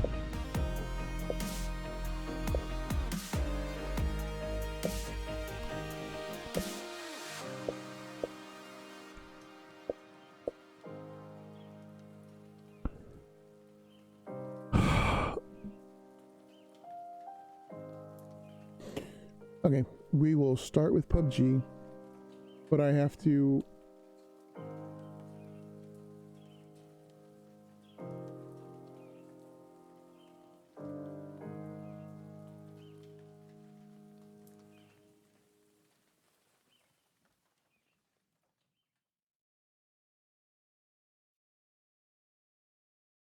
That's cool. Yeah, so I guess I'm going to start with some PUBG, but I've got to change my titles real quick. Or can I just... Is there a description thing I can just...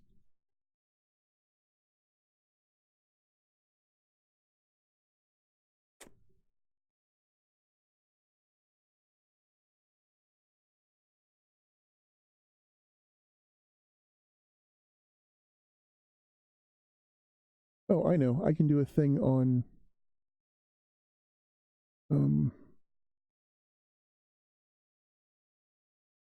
and...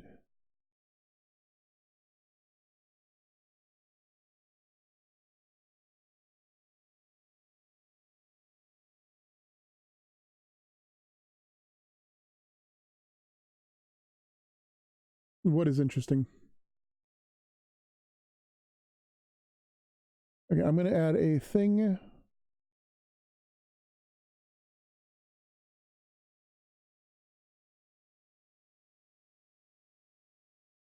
What font do I want? Oh, not that one.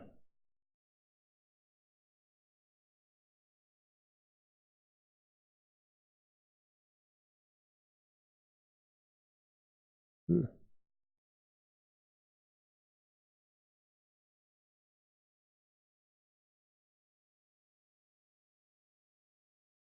Oh, really? Okay, cool.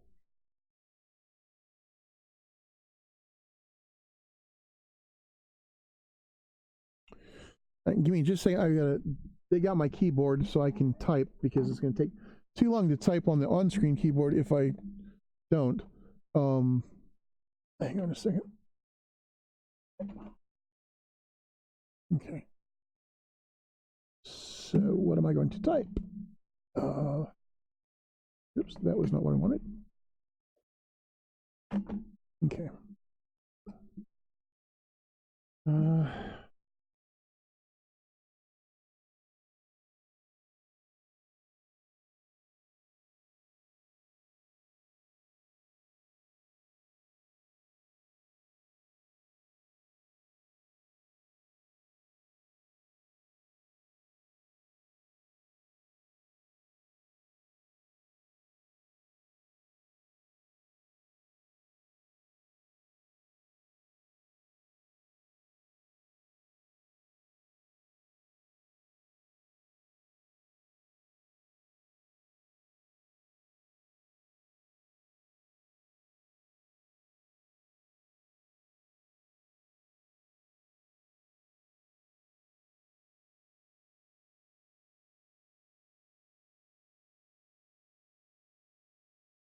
That'll work, I think. Maybe, hopefully.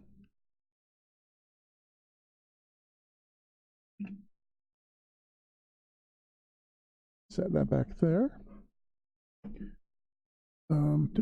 Do.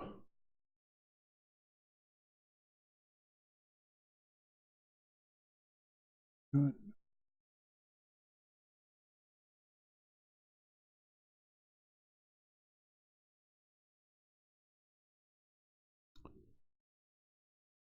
Yeah, okay.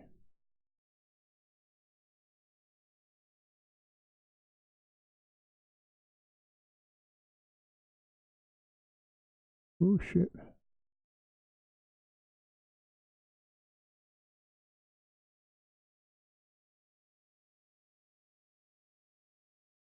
Yeah, my mouse is too twitchy. Shit. Okay, there's that. Let's see. Actually pretty cool. Watch all the way through. Jimmy Joe. Okay. That's cool. Yeah, I plan on watching it in just a minute.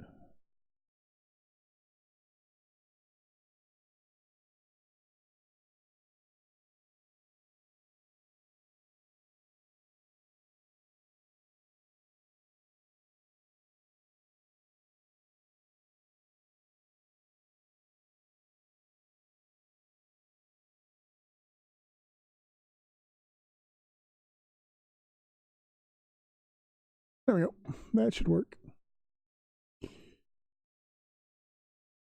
And then we'll put it right across the bottom here. Maybe let's see how it looks.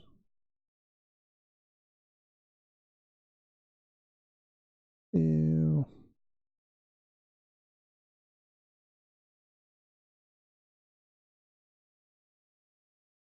Damn it. It.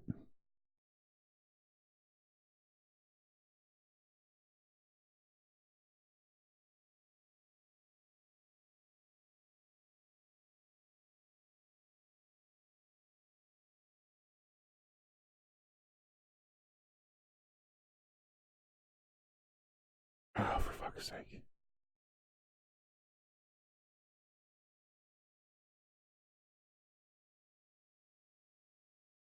Undo. Can't do. Wish I had a damn undo.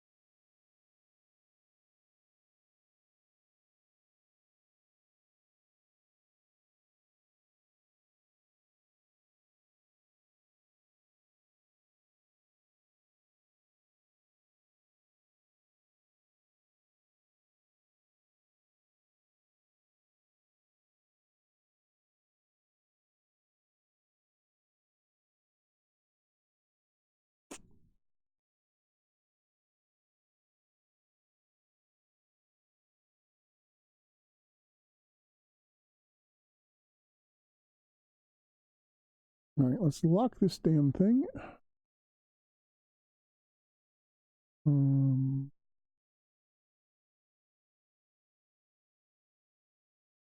Lock it in place. Transition.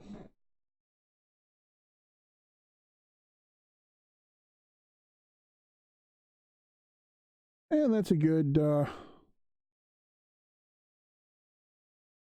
shit, hang on.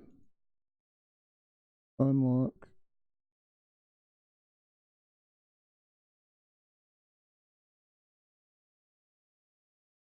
Oh, for fuck's sake, quit snapping to the goddamn...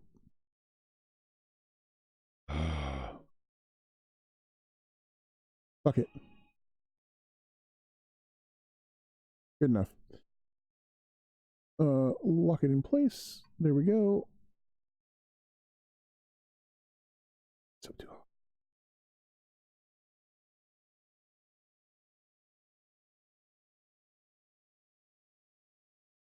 Okay, whatever. Okay. Turn off crowd platform because it's hard for... Yeah, well, I mean...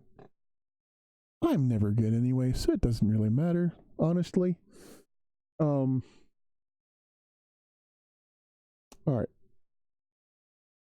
So, yeah, there we go. So I figured I'll go ahead and just use this, like... Anytime there's updates when we start playing something... And we plan to go back to the thing. That way I don't have to sit there and change the fucking titles and shit. And people are like, oh no, why you're not playing the game you say you're going to? Well, then it's right there at the bottom of the screen. Now playing random games while waiting for scheduled game updates. I think that'll cover it. And now to Battlegrounds. Or PUBG. Oh, Lord. I mean, honestly, I'm. It's hard all the time, so it doesn't matter who I'm playing against.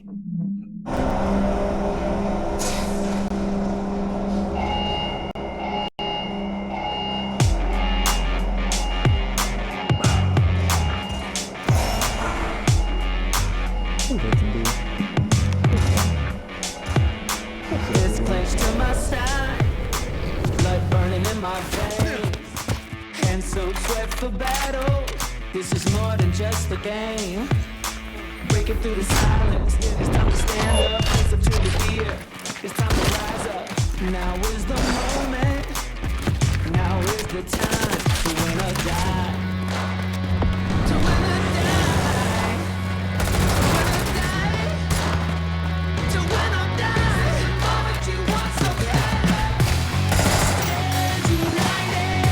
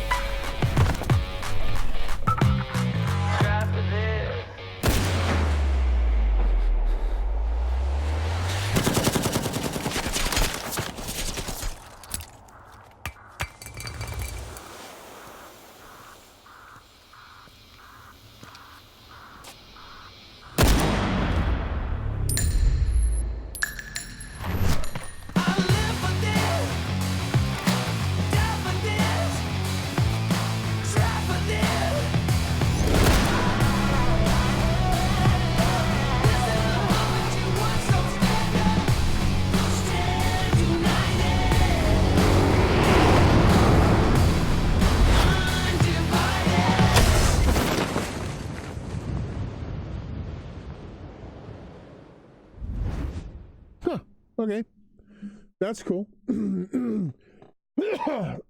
Excuse me. God damn it. All right, so you're definitely buying Quest now because they have the link. And it makes basically an Oculus Rift S, and update the graphics to your PC's graphics. That's cool. You can use your PC and play games as if it's the S or the original. That's cool.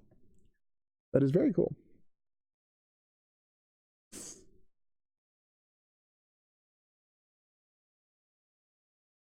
It's definitely, I mean, it's definitely something that I want to get.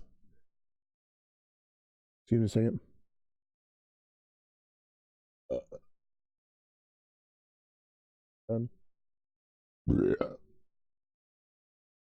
Oops, I'm sorry. That was, I tried to avoid the microphone, but it still picked it up. Oopsie. But yeah, sometimes I'm really interested in is the VR, but it's expensive. So eventually, when my channel gets bigger, shouldn't say that because eventually, when I get the money, however that happens, I would like to get one.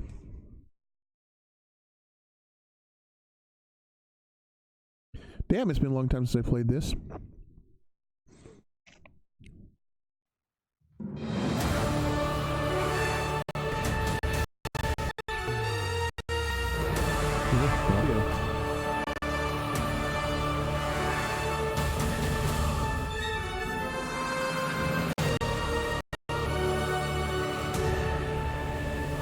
Season 5. When the hell did they start this shit?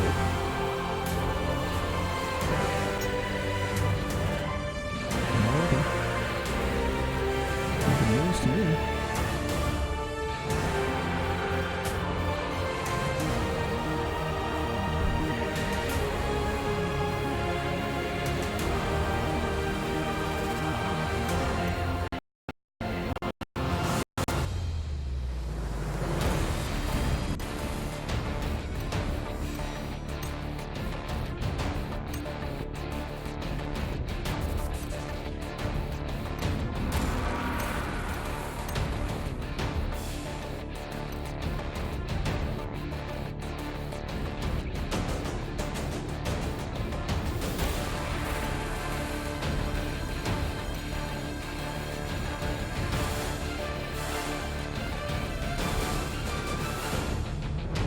Okay, I was gonna say, I have this fucking one.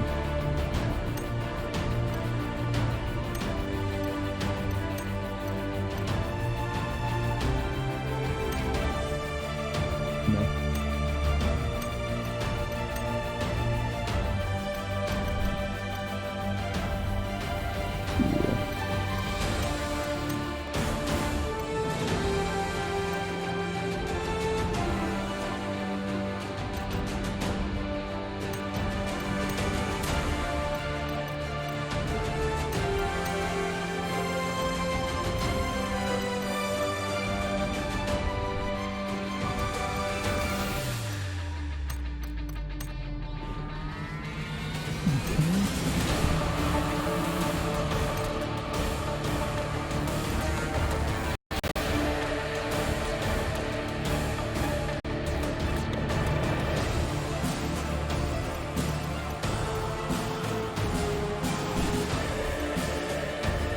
What the hell?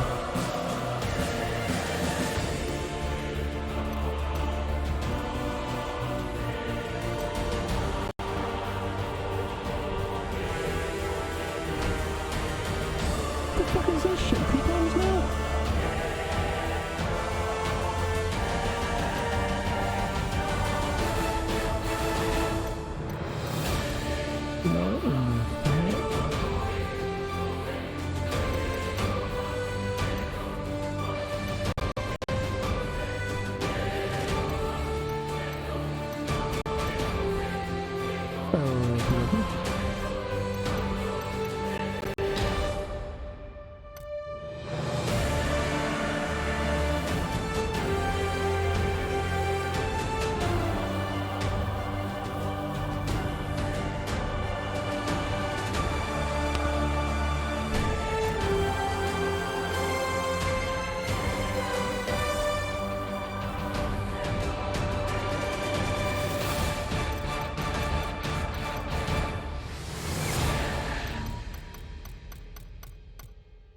Okay, apparently, oops, no, that wasn't what I was looking for.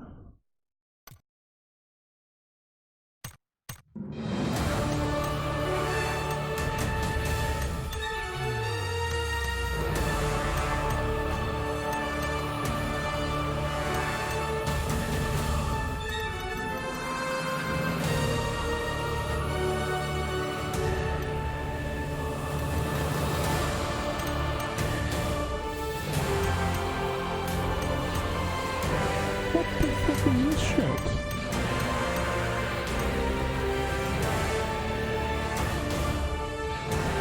You ever visit this kind of like photo on your store or Amazon?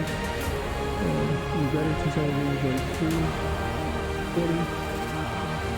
Yeah. The Borderlands comes out sometime in December. Click, yeah, that sounds good. That would be good. Am I playing holidays again? Yeah. Well, see, I haven't even played PUBG Mobile. Oh, what is it? Well, see, now does it reset every fucking season? Because, I mean, I've been playing this since the fucking beginning. Well, the beginning on Xbox anyway.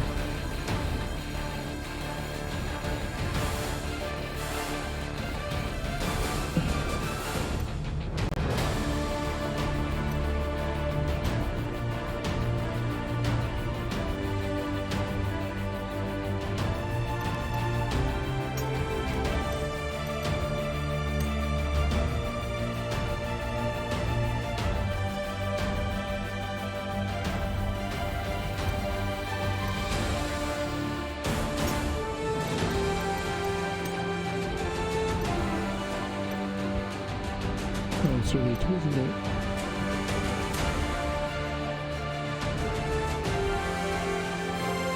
Yeah, as soon as it was available on Xbox, I got it. Like the preview. I mean, I still have the little boxes as game preview.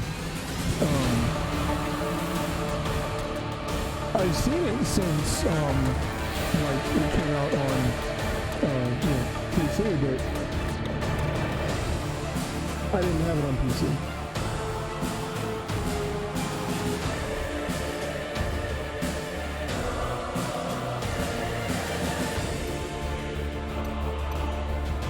That's really weird.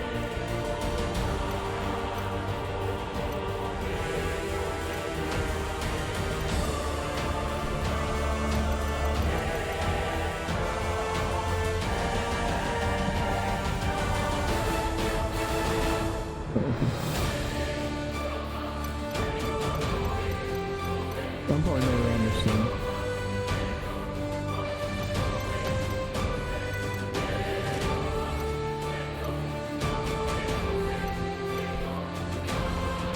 Okay, well, fuck, what do I do?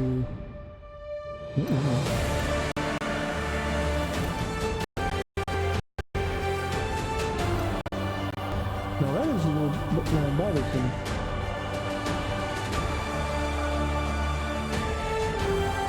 Seems pretty good. Ooh, wondering why. Alright. Let's see. Yeah. Yeah.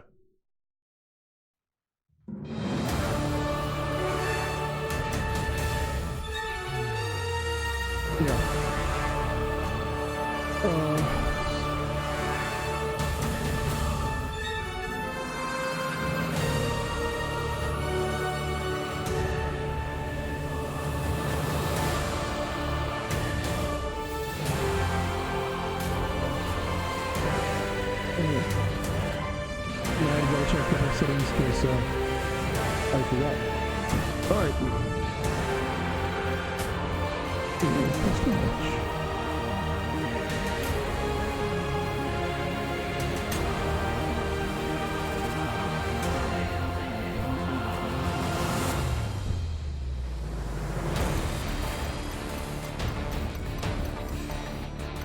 No more. Yeah, just do people.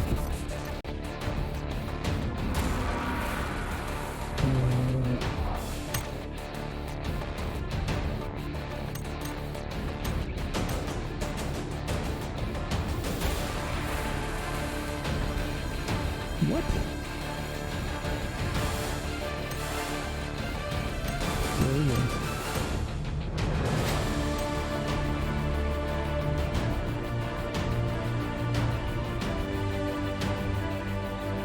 I know, right? I like the music the way it was before. Because there was a touch of... I'm not going to say hopelessness, but it was like you're being dropped into something just this side of hell. And then, you know, triumphant at the end. Oh, damn.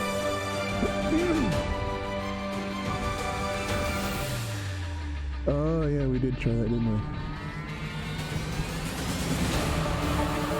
Yeah, if this was on sale on PC, I might buy it. But, because then I can make my own custom maps and shit. And modes.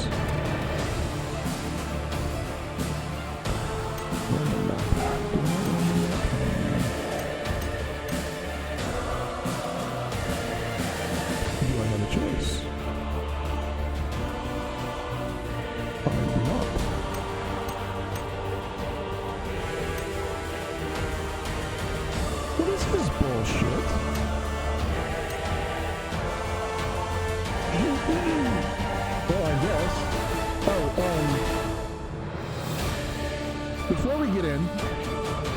I'm gonna go ahead and run a 60-second ad break. Because when I do that, it disables the pre-roll ads. So if you have to refresh your browser and new people join, you won't get hit straight off of the fucking ad. So also, this is a time to grab a quick drink. Anybody else is grabbing as well. Also, I'm going to try to clear my throat a little bit because it sounds like I got some stuff right in the back of my throat, and I don't want to have to cut my throat on mic again. Yeah. So anyway, I'll do that in 60 seconds. Now, theoretically, this is going to roll a, like,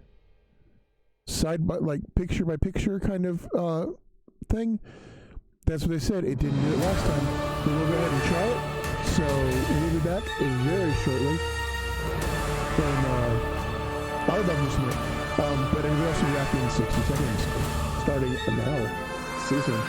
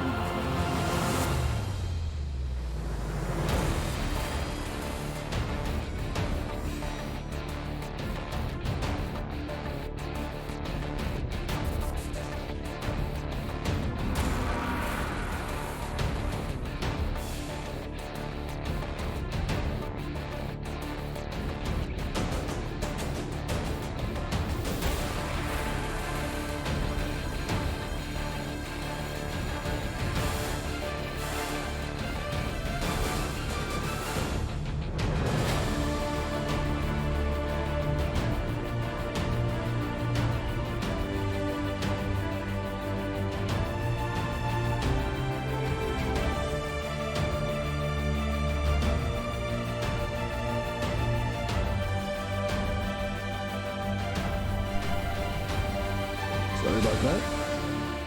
Oh, how much do you want? You dragged one so far clear my foot. Don't let sure I'm not going to.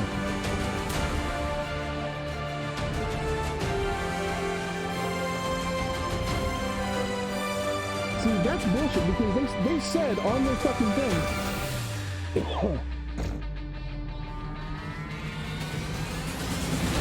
Sorry about that. They said on their thing. And then it's supposed to be like picture by picture. So it's supposed to, shrink it down and then show an ad beside it while it's still playing, so that you don't miss any reaction.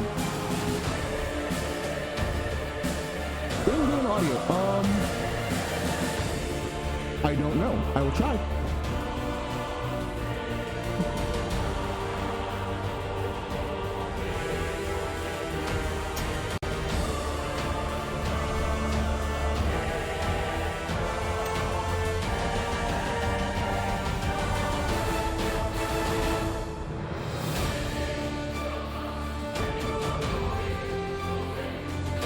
Oh, Jesus.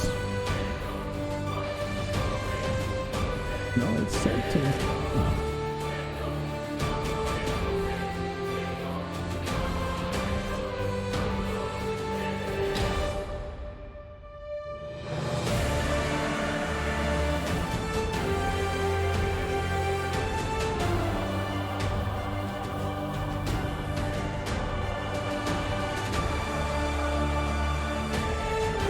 Let's see how that does.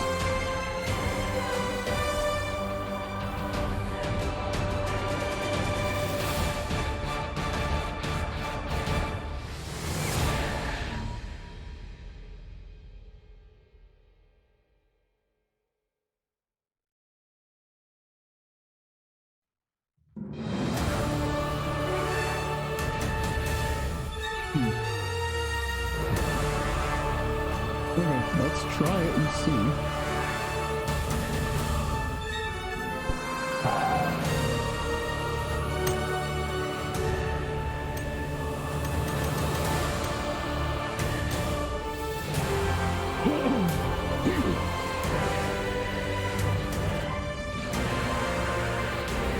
Well, see, I want to be able to hear the gameplay for audio, but I don't want the music as loud. Because I don't notice that I did anything to the in-game music. Some bullshit. Wait, did I even do that? Did I have to hit a fly? Shit. No.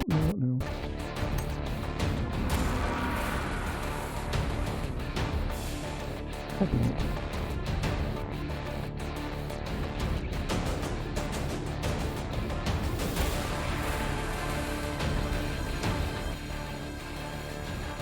There we go.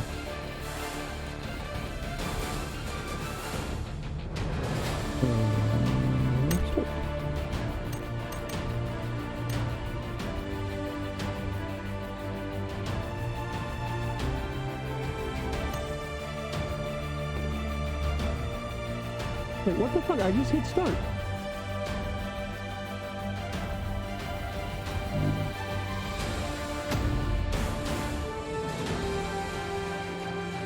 Okay. We'll try crossplay. Cause see, now I can at least use the I can use the crossplay as an excuse as to why I'm not doing great. But yeah, it's like I want to be able to hear like all this shit, like people coming up behind me and everything. I want to hear that as good as possible. But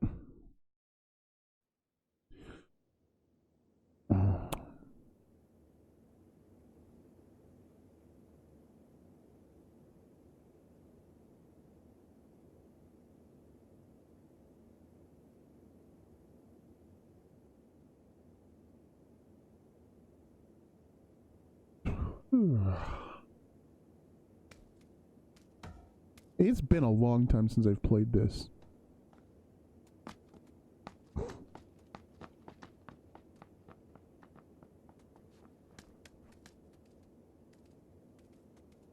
But now good news is the pre-roll ads are disabled for 20 minutes. So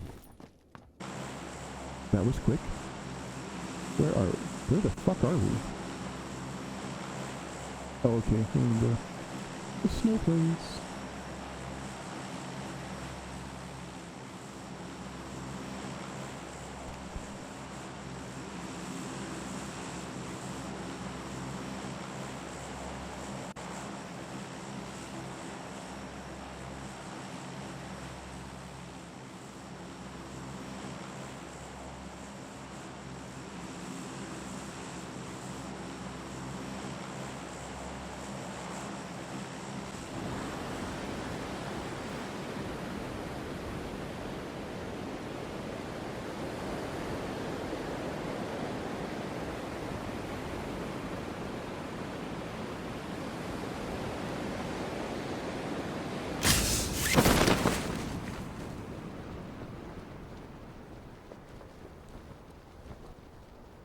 Because I don't know where the fuck I'm going. I mean, I kinda do.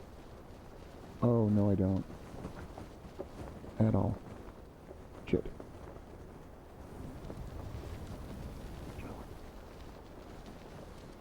Oh, there's people all over.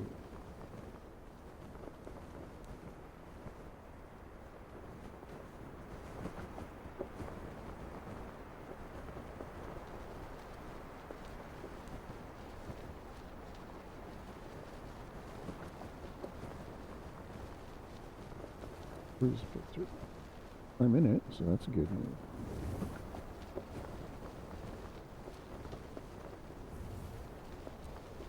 Da-da-da-da-da.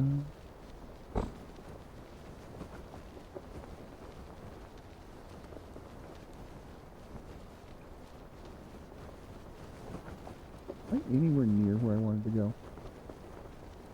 I don't think. Yeah, I am sort of.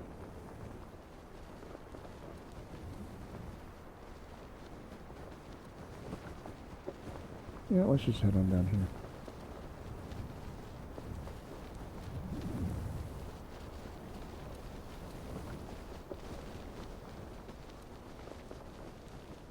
Oh, fuck, never mind. People. Oh, fuck it.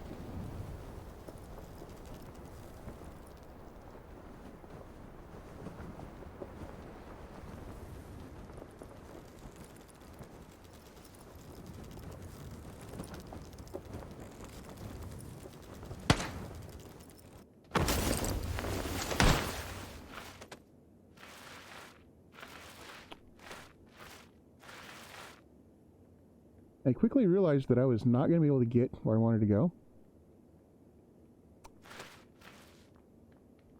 And I'm borked.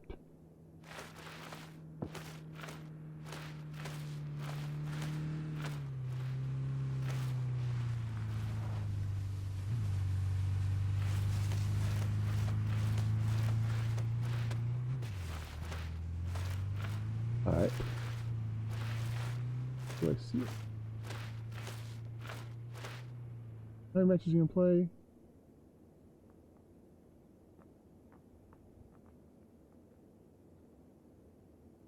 Yeah.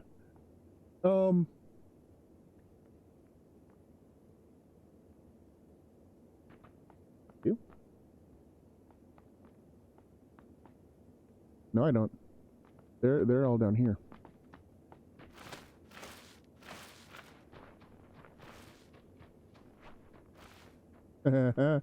I wish there was some... See, they need to throw a gun or some shit up here. Because I'm borked.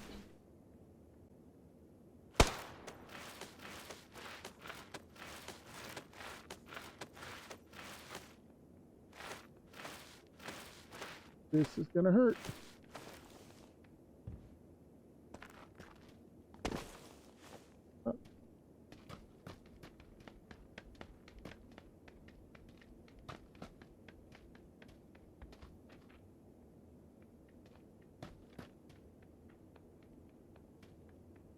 Oh yeah, no, they are way over there. I saw that too, and I was like, oh yeah, and then I was like, oh no, they're not. Oh, I know what you meant.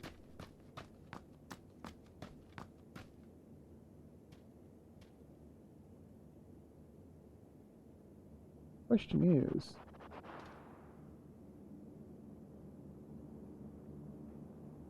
This is probably going to be a very quick match. Because mistakes were made.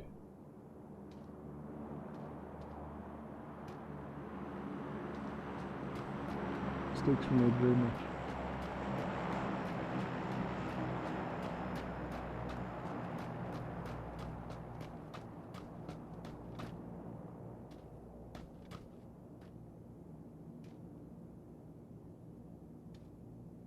I don't have a gun. Oh, that's a bad idea. Oh, shit. Ow. At least I can get a helmet.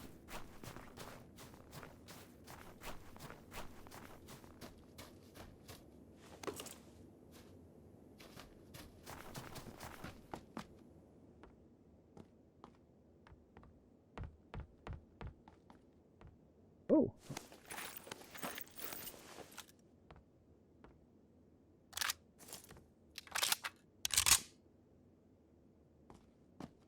Come on.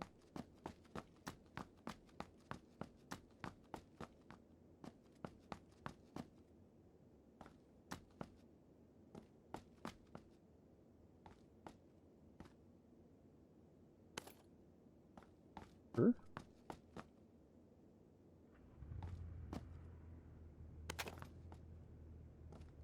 Oh. Shit.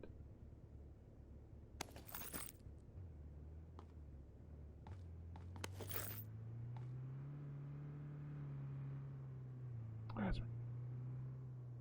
Oh, so I had 2 umps. Okay, cool. Cool. Then we'll...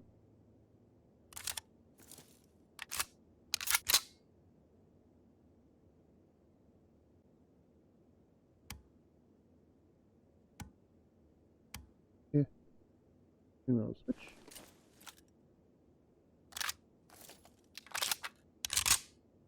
Play mode.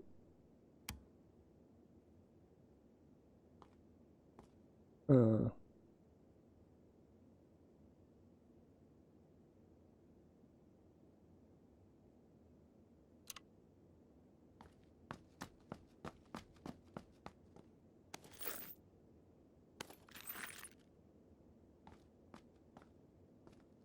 I not find the fucking deck? Oh, best. Nope. God damn it.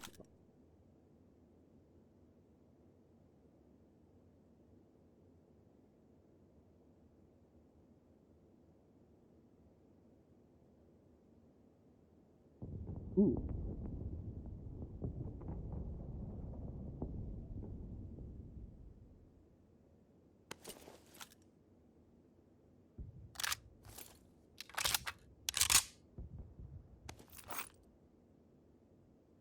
Grab the helmet.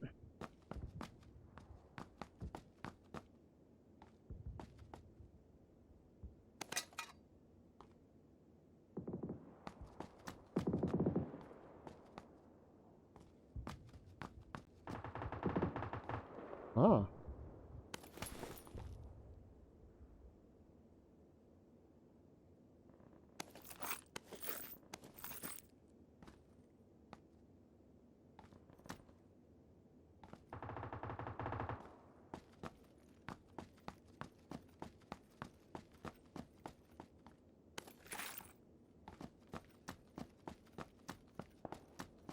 Well, he's just dicking around because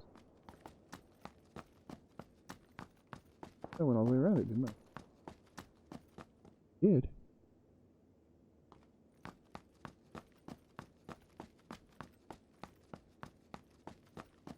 Where did I see they're downstairs?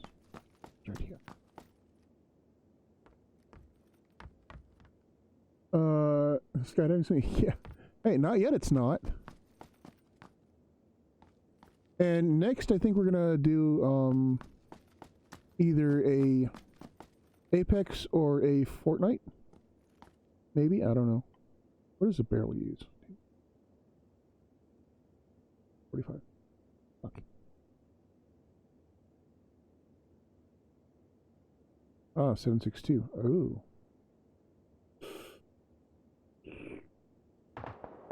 You know what? I am gonna switch that.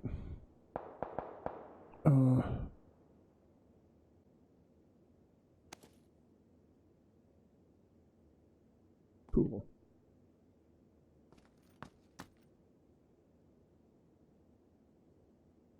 Not even gonna bother.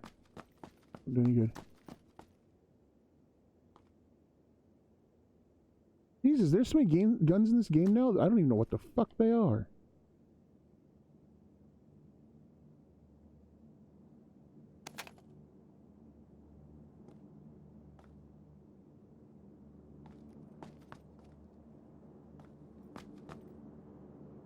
You know what? I may have made a mistake. Because I don't have any ammo for that gun.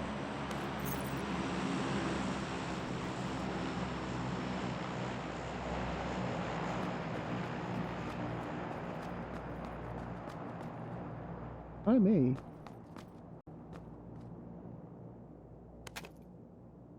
just need to go back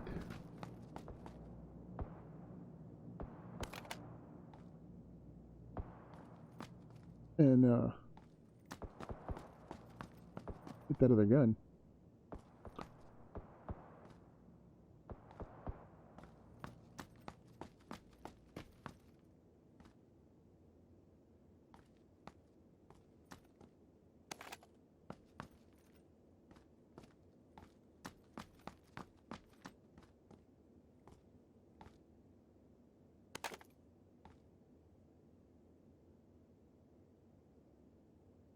Well, yeah, that's not wrong.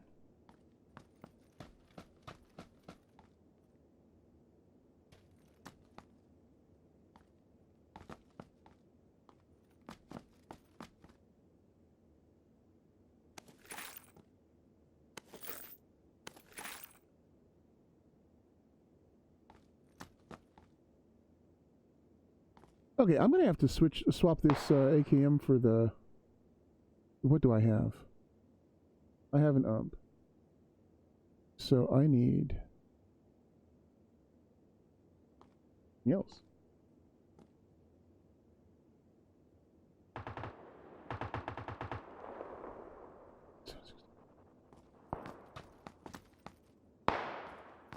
Fuck.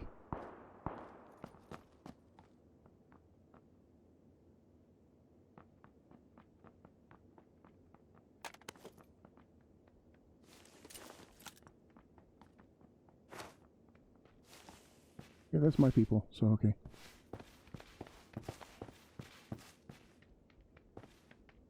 What does this use? Oh.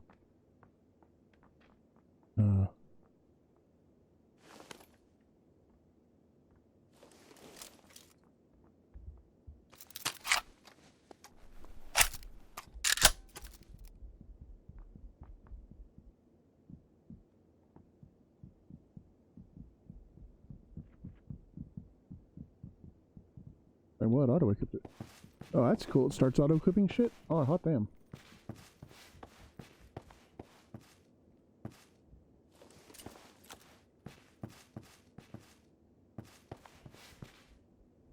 What?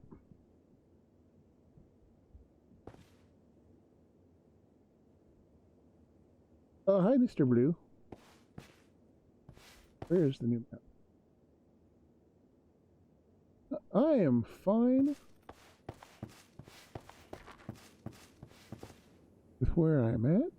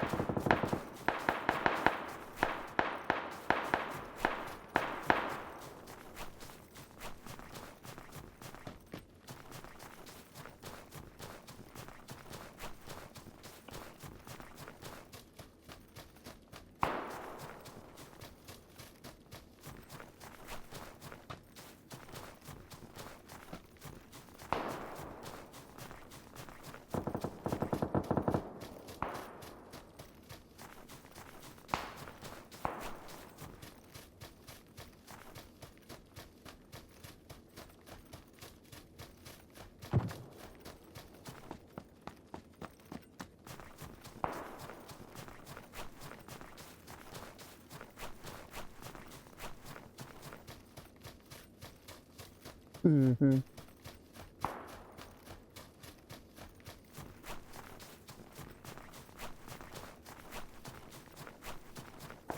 Shit.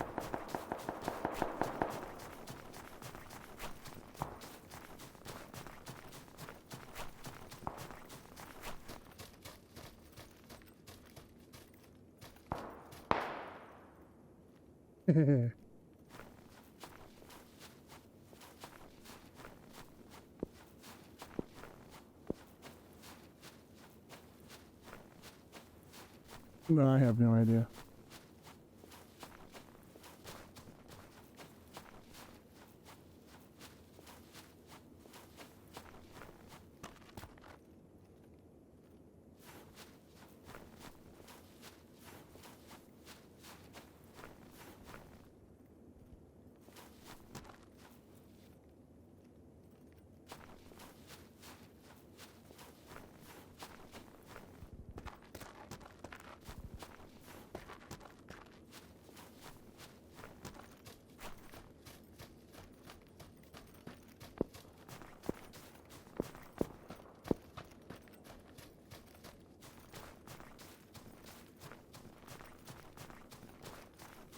Why in the hell are they outside the circle?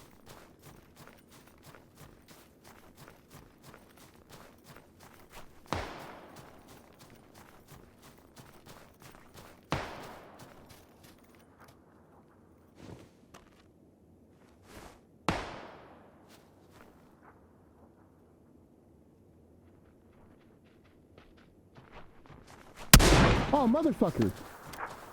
How the fuck?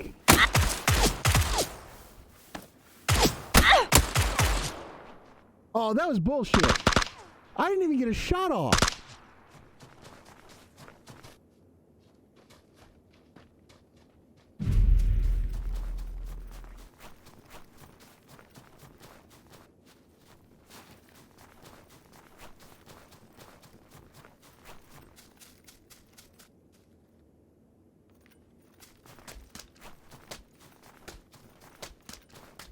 I want to know how the fuck.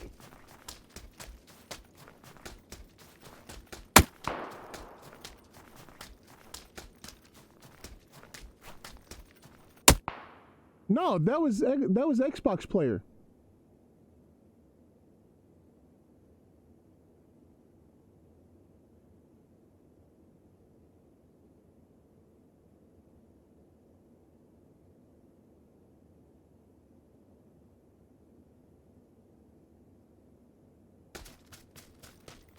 That was some bullshit.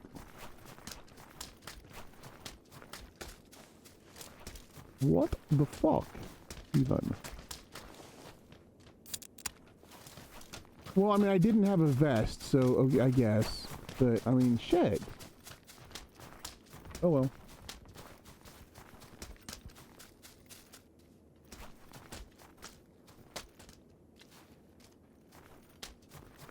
Yeah. But yeah, no, because it said at the bottom, it had the little Xbox icon. Yeah, so I was killed by another Xbox player. But I didn't even have time to get off a shot. Because, like, I pulled the trigger, like, 3 times. And it did nothing. Wait, my trigger does... Well, yeah, no, it works because I was selecting the thing with it earlier. And down across the bottom, like right there above the little bar.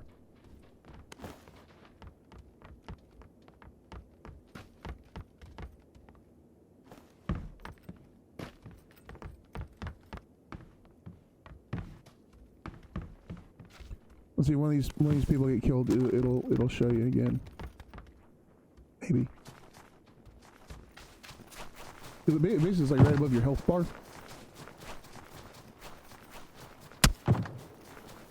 No, it was, it said it there in the, like right above the health bar. It says you got knocked by whoever, and it was a little Xbox icon. And it said you got killed by who the hell ever it was. And it was right above the health bar. Like right above where it's got like your ammo and all that.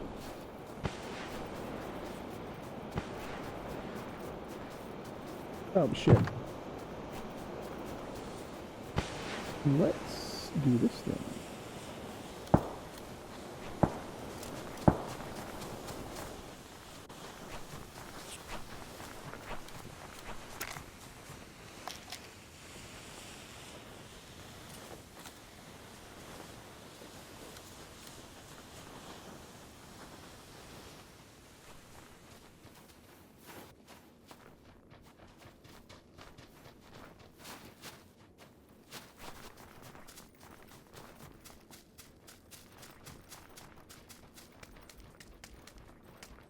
Is that a little better?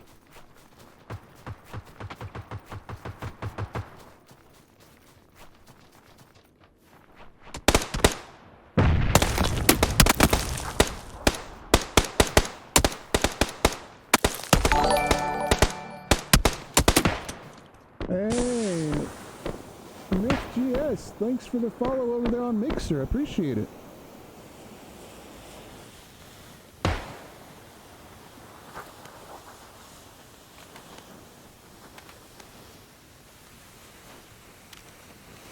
Well, you gotta take this time to remind everyone, if you like the stream, please make sure you like, subscribe, like, and subscribe, hit the notification bell so you don't miss any.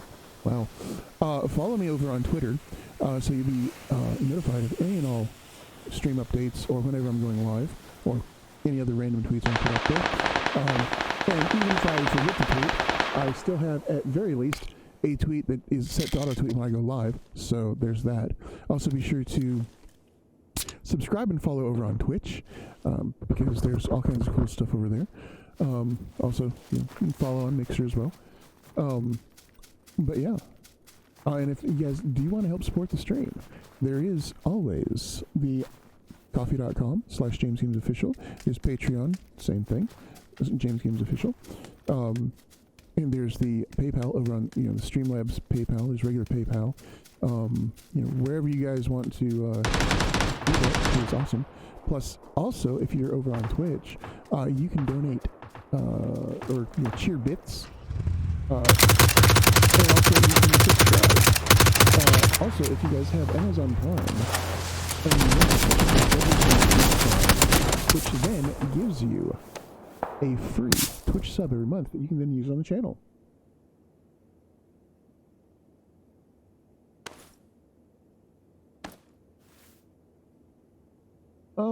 That's a good question. Let me bop over there to Mixer and look.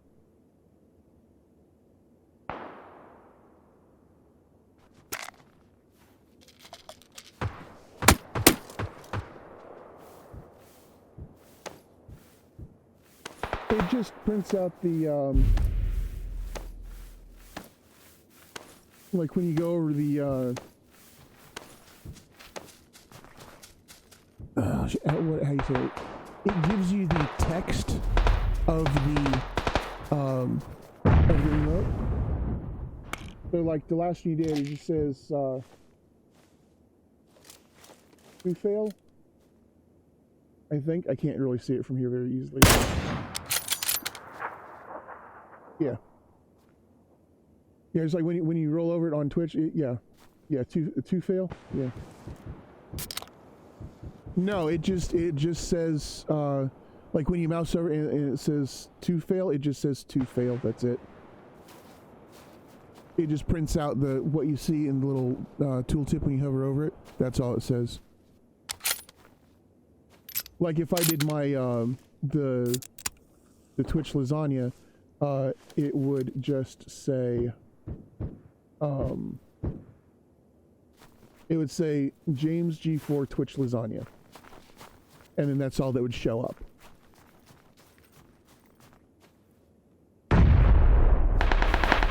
So like you're seeing like the purple lasagna, but Mixer sees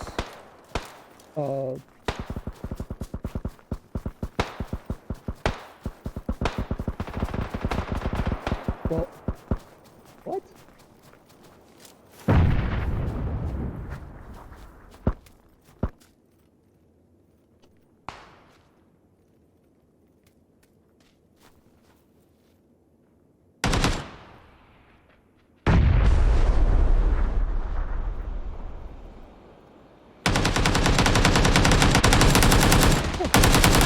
Mine didn't even show up on Mixer, so I mean, like, because I put it in chat, so I guess Restream just ignored. Hang on.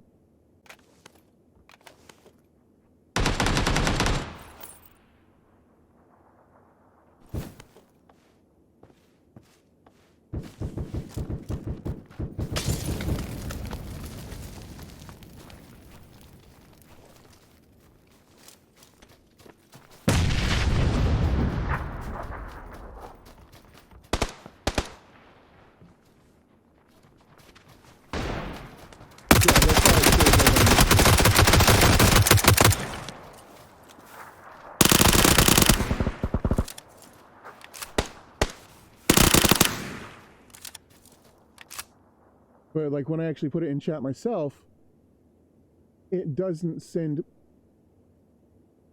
It shows up on Twitch, but it doesn't show up on Mixer.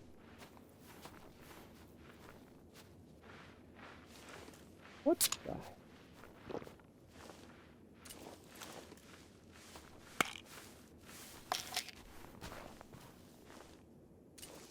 I don't even know.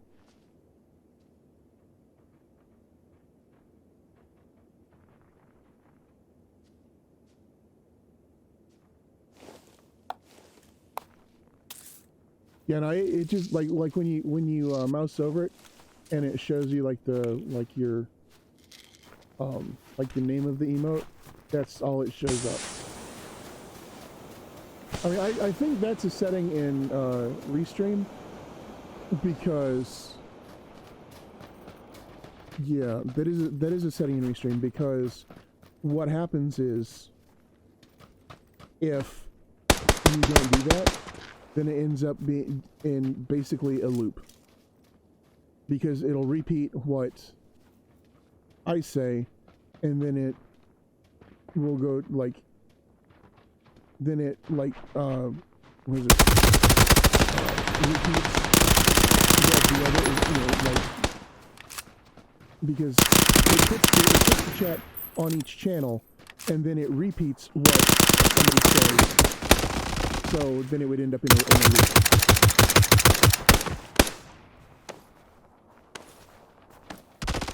And the dude in the white ghillie suit just got borked. But they won. So it worked. Alright, let's do one more match of this.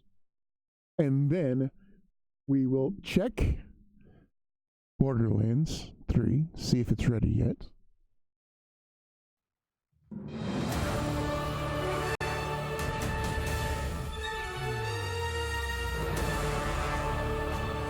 I see they've started doing the Fallout 76 bullshit. The nuclear winter, where it takes you back to the menu.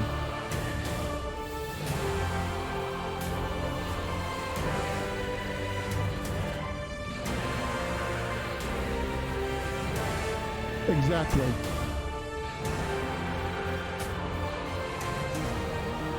Yeah, because basically if I send it on Restream, then it sends it to whatever channels I'm streaming to, and then it picks up from whatever channels I'm streaming to, and loops it back to my Restreams, my chat on Restream, and then because the Restream would then pick it up from Twitch and throw it back on there, then I'd pick it back up from Mixer and throw it back on there, and then pick it up from wherever else, and then it would show up again as on each channel, so we just pick it up from each channel and throw it back in chat again, and it just creates a massive loop.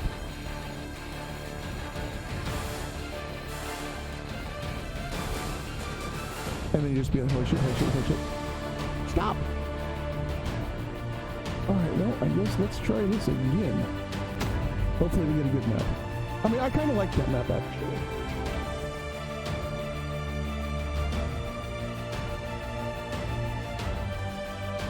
Yes, actually, it's the Restream bot, actually, that does that. That way, because when I have the Restream chat, I have to basically give Restream access to my accounts, so that, and basically it is, it's basically like a moderator for my accounts, so that it can post whatever I post to it. Yeah, I know they got rid of survival. I saw that. I was kind of sad.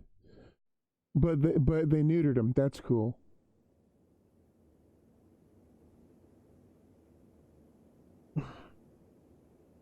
I'm glad they neutered the trolls. Trolls should not reproduce. They reproduce too easily as it is.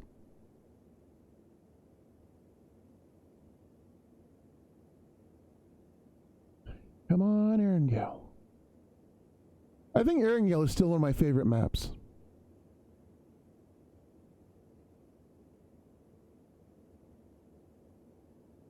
Because I'm not, I don't really care for the desert one.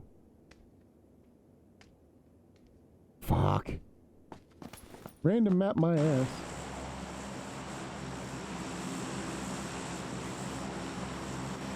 Oh, good.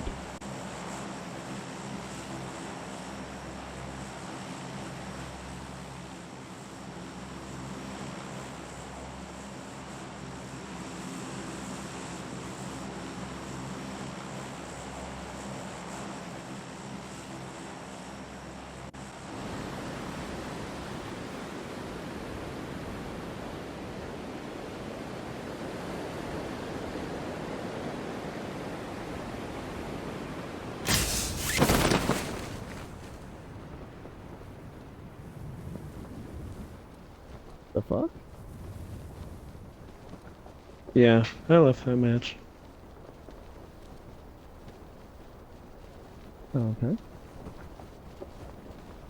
Good, people can hear me.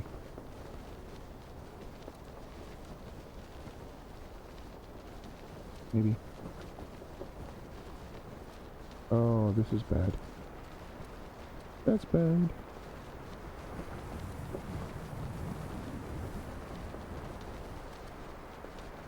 No, okay, let's go over here then. Because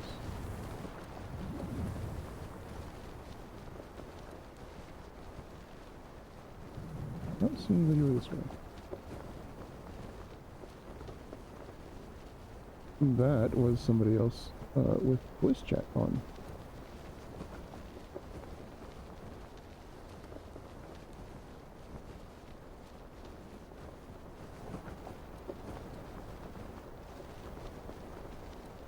Not fun. Hope I can find a vehicle.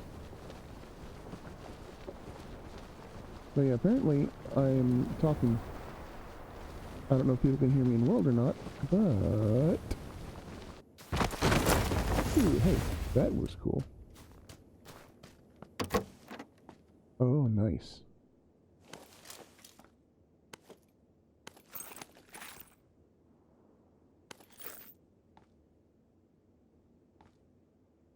Don't give a shit about any of that.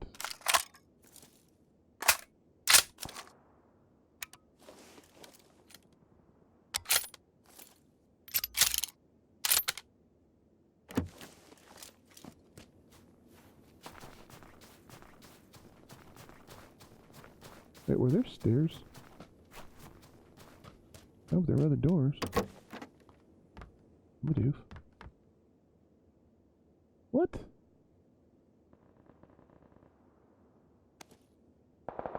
The hell is that shit? That's a good one.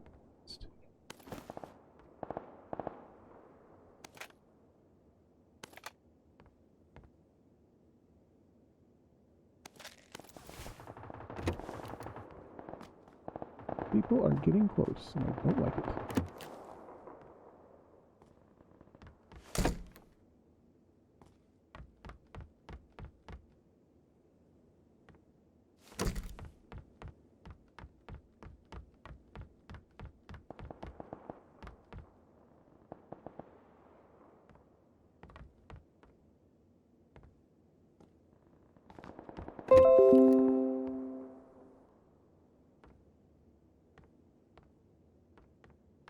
Damn, nothing up here.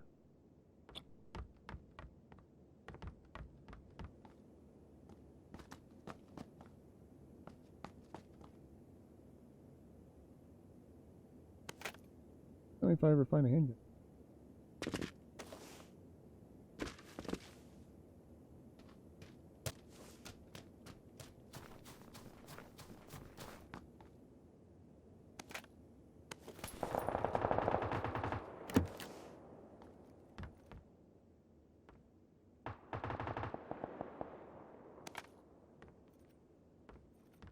Ooh.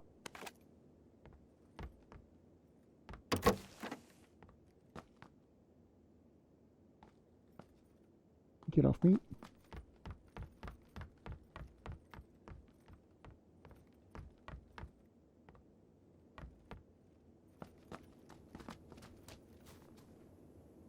Here's the fucking... Oh shit, I got a long way to go. God.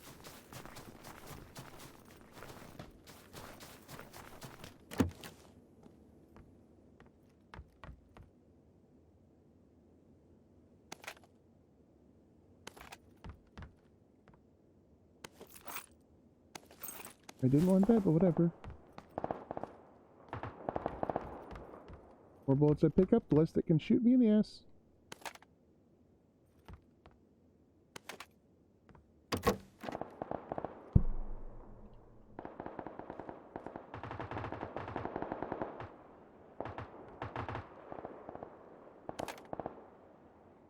Hell yeah.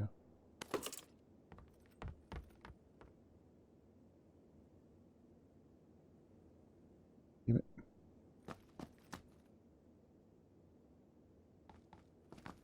Time to run. Would you go, please?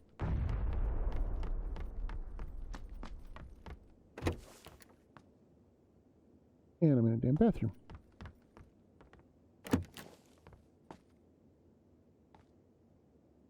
I mean, gotta equip pan.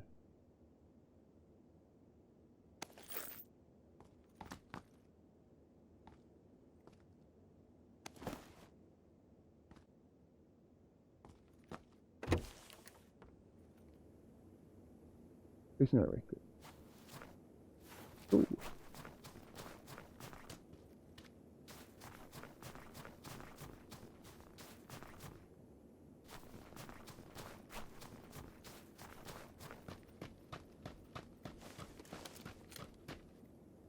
Ow. Okay, hang on.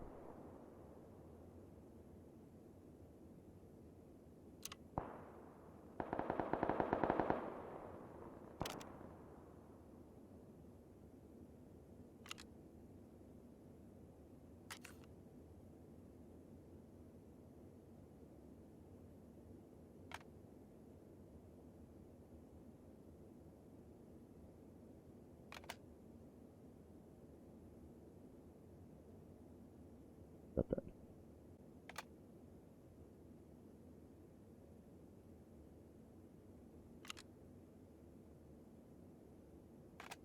Run.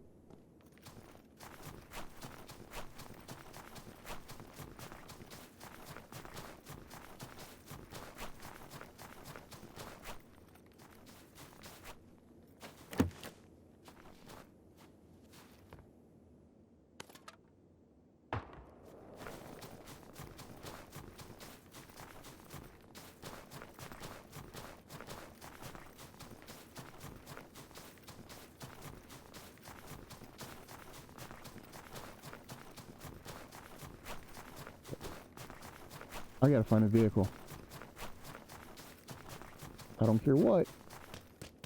Just a vehicle.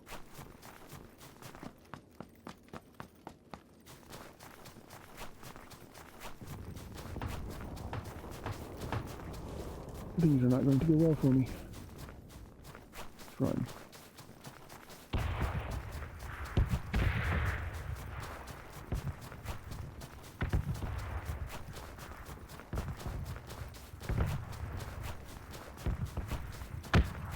Oh, fuck.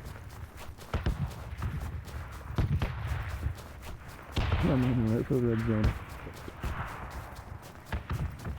Oh, this is a bad idea.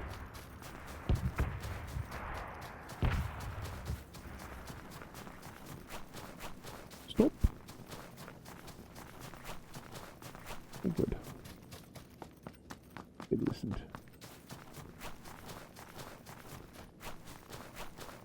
Oh, two of my teammates are down. I'm dying.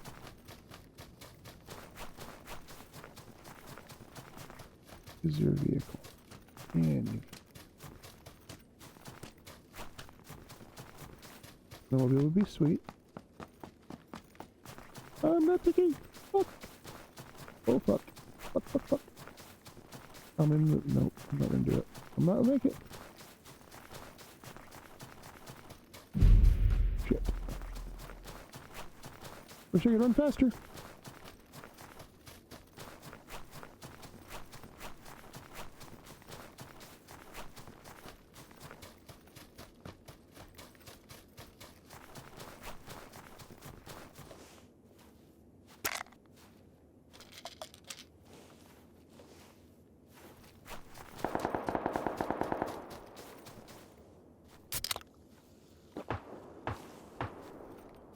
Fucking it's red zone too.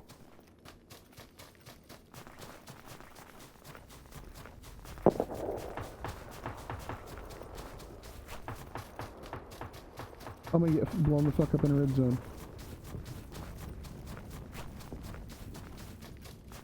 Vehicle. Vehicle. Oh, fuck me. Run.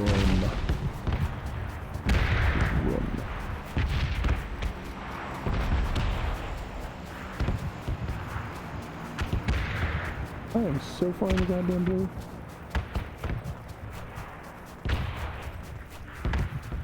I mean, honestly, if I don't find a fucking...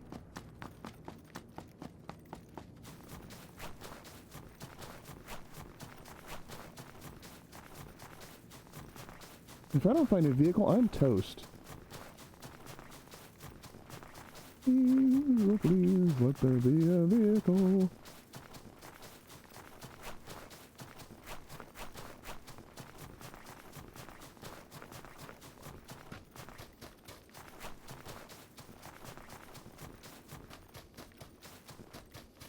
Why is...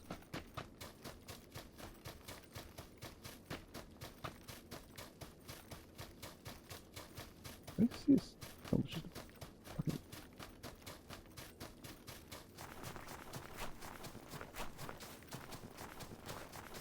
This sucks.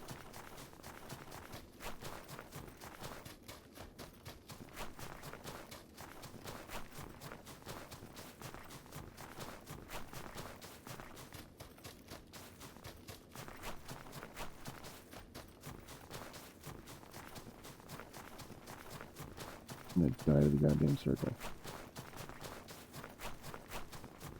That's what it always is. Like you finally get good fucking weapons, and then you eat it at the circle. Circle just eats your ass.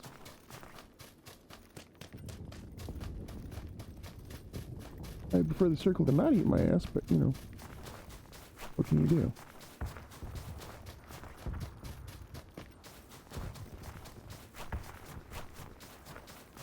I'm going around this thing.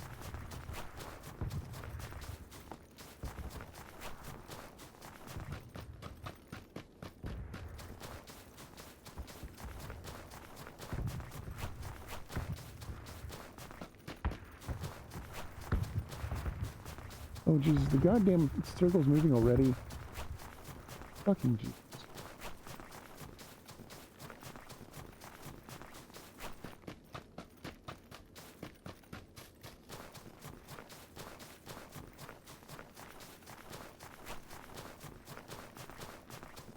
Why are there no goddamn vehicles? I mean, snowmobile, three-wheel bike, I don't give a shit. There's some form of transportation. Fuck.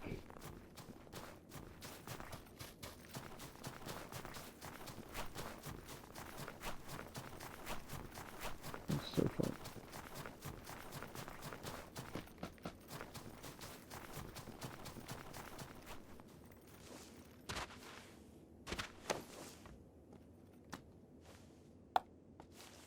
Shit.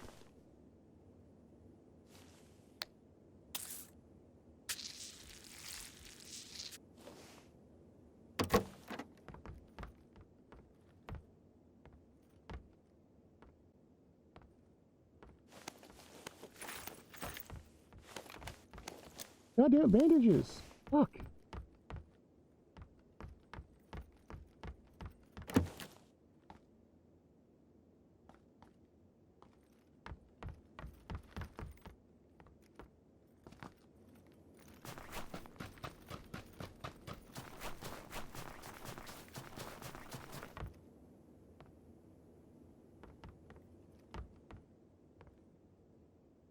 Fuck. First aid kit, any goddamn thing, really.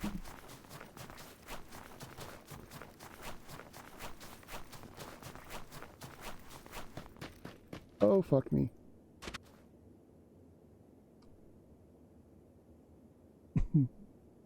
Just got out of shower. Okay, that's cool. Yeah, I was looking for aid, but it didn't matter because I died from falling. I guess it's better to die from falling than die into the goddamn storm.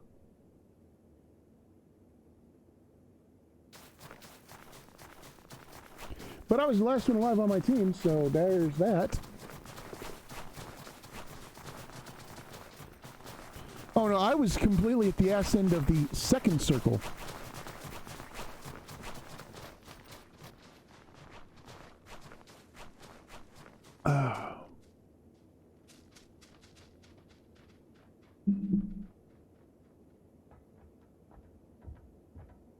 Oh.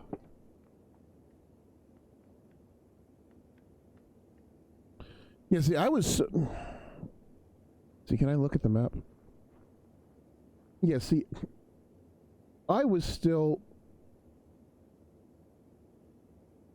down here. Wait, let me see if I can zoom in. Can you zoom in?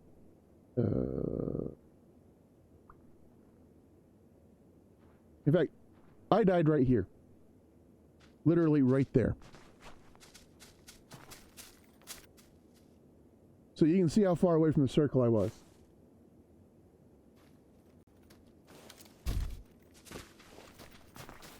Although from where I was, I should have just kept running straight north. But, yeah, well.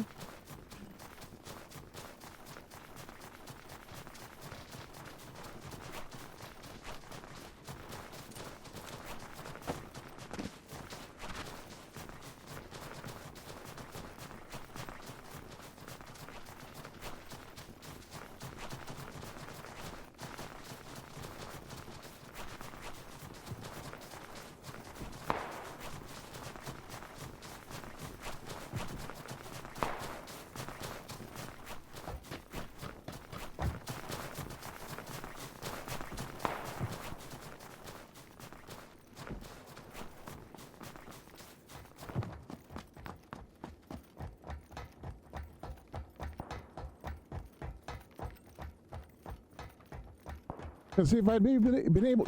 Wow, fuck, I can words. If I had been able to pick up some more, like, painkillers or Red Bulls or, energy drinks, whatever the fuck they call them. The cans of Red Bull, let's face it. You know, or, you know, first aid kit and first aid, that would have been awesome. Because I could just take more, and it could have kept, you know, increasing my health as I ran.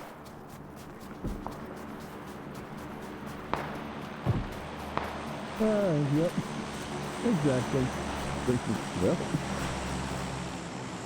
I mean, honestly, I was gonna die anyway, probably. So, but that just pisses me off because I finally got good fucking weapons.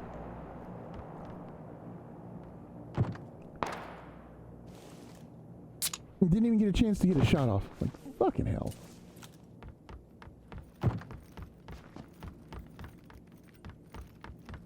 Yeah, I mean, I had one bottle of pills, one energy drink.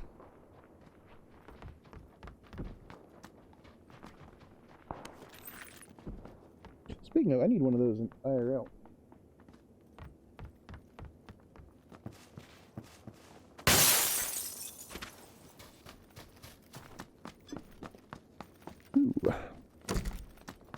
I have a Uber Monster. I've had it for a while. Oh, fuck. Can I open it? Maybe. Oh, shit, that hurts.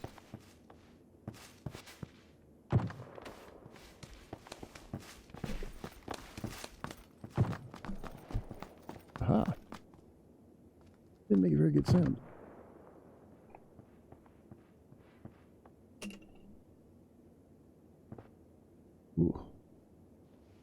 Uber Monster.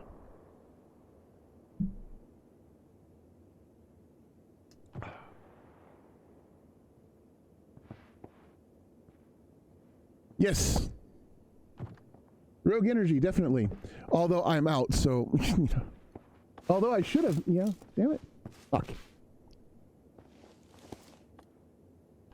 Yeah, well, see, if I had had rogue energy, I would have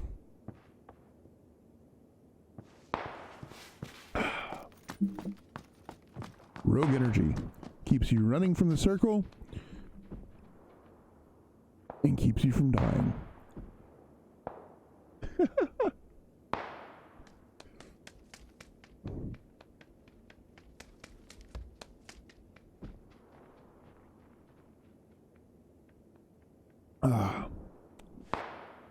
Speaking of Rogue Energy, if y'all haven't tried Rogue Energy, I highly recommend you do so.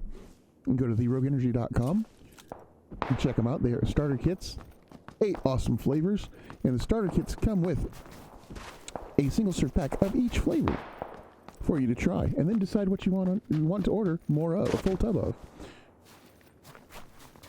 They got some